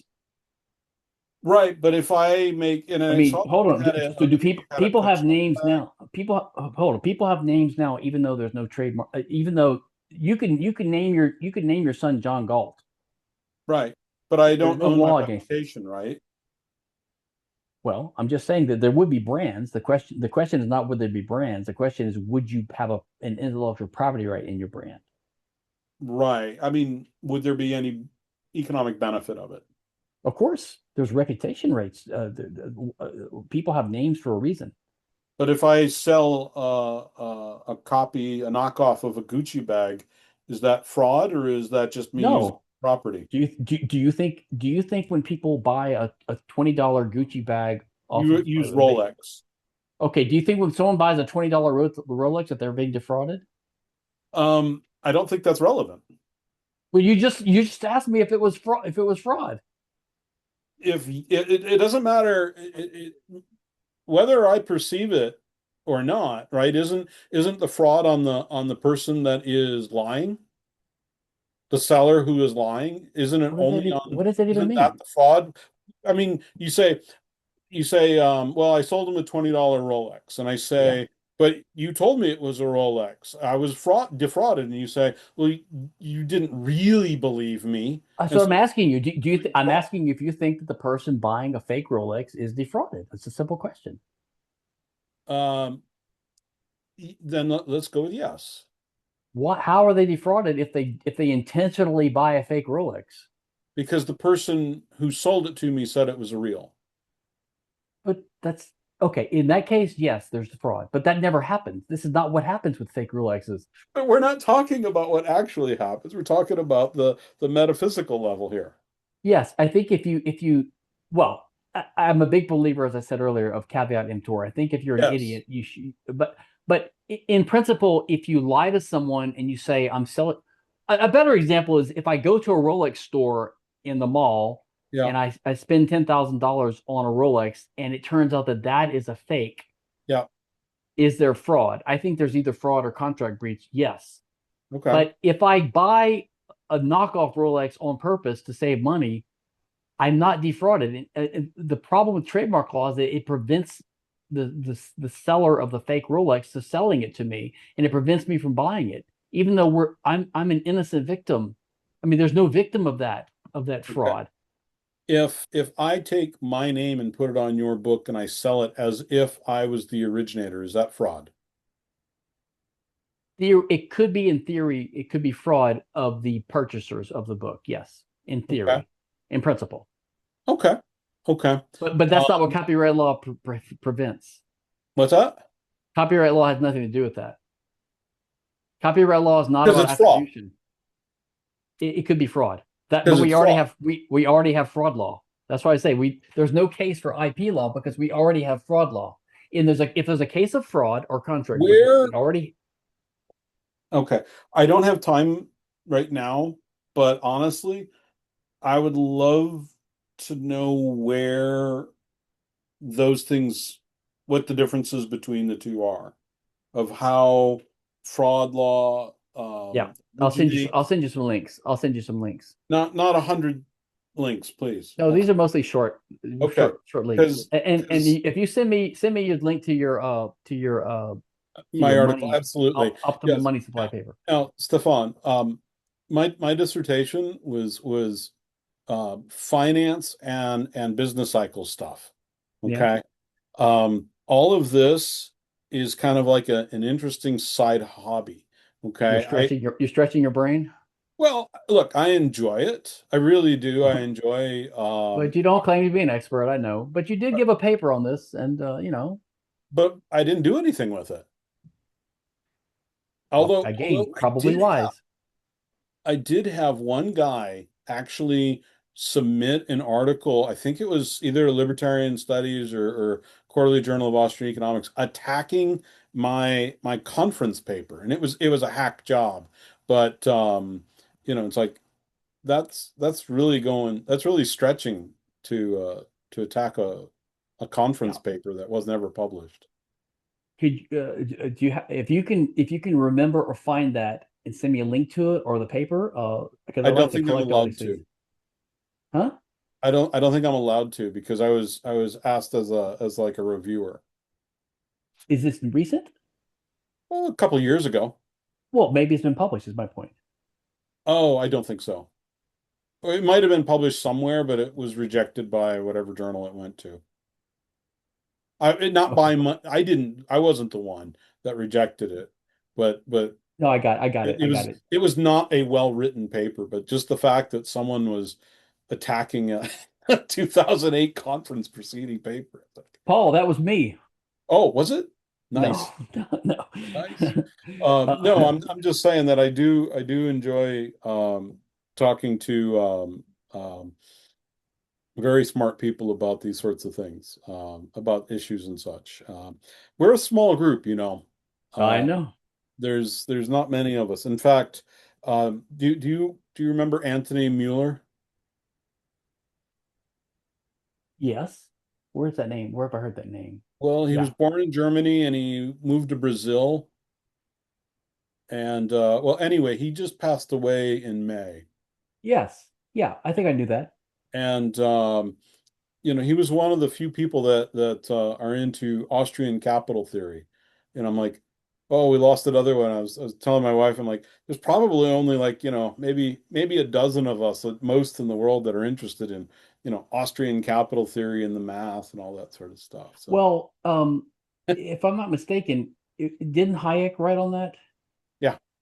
Because I'm a huge, as I mentioned, I'm not a Hayek fan, but I got this post about it, and I think Hopper or someone said that Hayek, and he's pretty good on that, but that's the one thing I've never read by Hayek, and he said that like only three people in the world have read that or something, but I don't know if Well, that's true. so over my shoulder are my Hayek books and my Yeah, Mises books and my Roth. yeah, Anyway, yeah, but Pure Theory of Capital is Hayek's main book, and if you read the introduction by Larry White, he basically says, "Don't read this book. Read Roger Garrison's book." yeah. Well, it doesn't mean that it's bad, but I mean, I'm just saying that I reserve my criticism of that book because I've heard good things about it. It's just the one I thing s- everything if else you're I've read by ever him, you know, if you're ever interested in capital theory, like just broad yeah, capital theory, there's a book by Mocklip. No, yeah, sorry, by Lutz, Friedrich Lutz, F.A. Lutz, Theory of Capital and the Theory of Interest. And they go through um, like the chronology of people through history. And I stopped reading once I got to Keynes because it sucks after that. But um, I mean, it's Hayek was kind of going in this direction, and none of the profession followed it, not even the Austrians. So it kind of goes down this branch that never gets picked up. Ludwig huh. Lockman comes in the 50s and he extends it in a very different direction. And now Peter Lewin and a couple of others have been kind of Hmm. reformulating some stuff. So I find it really interesting. And you were asking me in the emails, what have I been working on? And this is the Mm. stuff I've been working on. Hmm. So you kind of caught me right at this optimal. I just finished with this. I'm about to pick up this, and I'm not a good multitasker. I've learned this, and it's like I want to focus on one thing. You kind of hit me right at that sort of sweet spot where I could do kind of a dive, maybe not a deepest of deep dives, but just refamiliarize myself with all this, and I could at least talk intelligently with you. Well, So you did. I feel pretty But good. no, I'm afraid I'm not that interested in capital theory. That you don't have to be afraid. I'm not. I just I've dipped my toe in some of it, and not high, but I'm pretty sure I would be I'd be a critic of I'd be a critic, but without enough basis to mount a good criticism. But a critic of their use of their treatment of intellectual property as a capital resource. So Fair. which means a sort of a big confusion about it's something I do want to write someday. It's basically I want to turn my attention to something that von Bavark started in his thing about whether legal rights are economic goods. I Yep, I think that quoted that in there's, my paper. yeah, it's got some good stuff in it, but no one else, there needs to be a new, more comprehensive explanation of a big mistake or some mistakes in economics, in political economy in general, where people conflate economic and legal concepts and they don't adequately distinguish between them. Um, just the fractional reserve thing, treating Mm, IOUs as money. I mean, yeah, IOU is a legal instrument. It's a promissory note. yeah, So that rests upon, or like the theory of the firm, talking about corporations or yeah. employees. Those are all legal concepts, not economic concepts. So I think there's too much. Well, yeah, the economist doesn't look at the firm in the same way that, or a company is the same way that a lawyer does, They right? don't, but then they use corporations as examples of the firm, and Yeah, they use, and this quotient transaction cost idea, that the reason that the firm emerges or the corporation emerges is to have employees instead of having renegotiated contracts all the time because of yeah, yeah, transaction costs. And yeah. it's mixing together economic and descriptive phenomena with legal and normative phenomena, and I think that that leads to Yeah. Well, contamination sometimes. you look at Bombavert, Wieser, Mises, and Hayek, and their degrees are not economics. They didn't have economics. Their law. I They're know their law law. degrees. And so My maybe friend, that's why they're a little bit better on that. my friend Jeff Barr that I was just talking about, he might write a paper on like what's changed or how could we revive that. And I think that it wouldn't be a good idea to revive it now because the law schools are not like the law schools used to be. It Yeah. was more of a good classical liberal education and a thinking education. It's more jurisprudence in a sense, I think. But yeah, something interesting about the fact that a lot of these guys had law degrees. Yeah. Yeah. Interesting. Well, all right. I really appreciate our discussion. Hopefully I'm not in too terrible of a light on your podcast. No, it was good. It was fun. I'm glad we did it. But we'll talk further. But send me that article, and I'll send you a couple of links to um. Now you said that you wrote about this in your book, and your chapter in your book, and your book, and your Yep, book. Which I'll which one point you is? to exactly where. Okay, fantastic. Okay, cool, Okay, man. man. All right, I thank you. Take care. All right, bye-bye.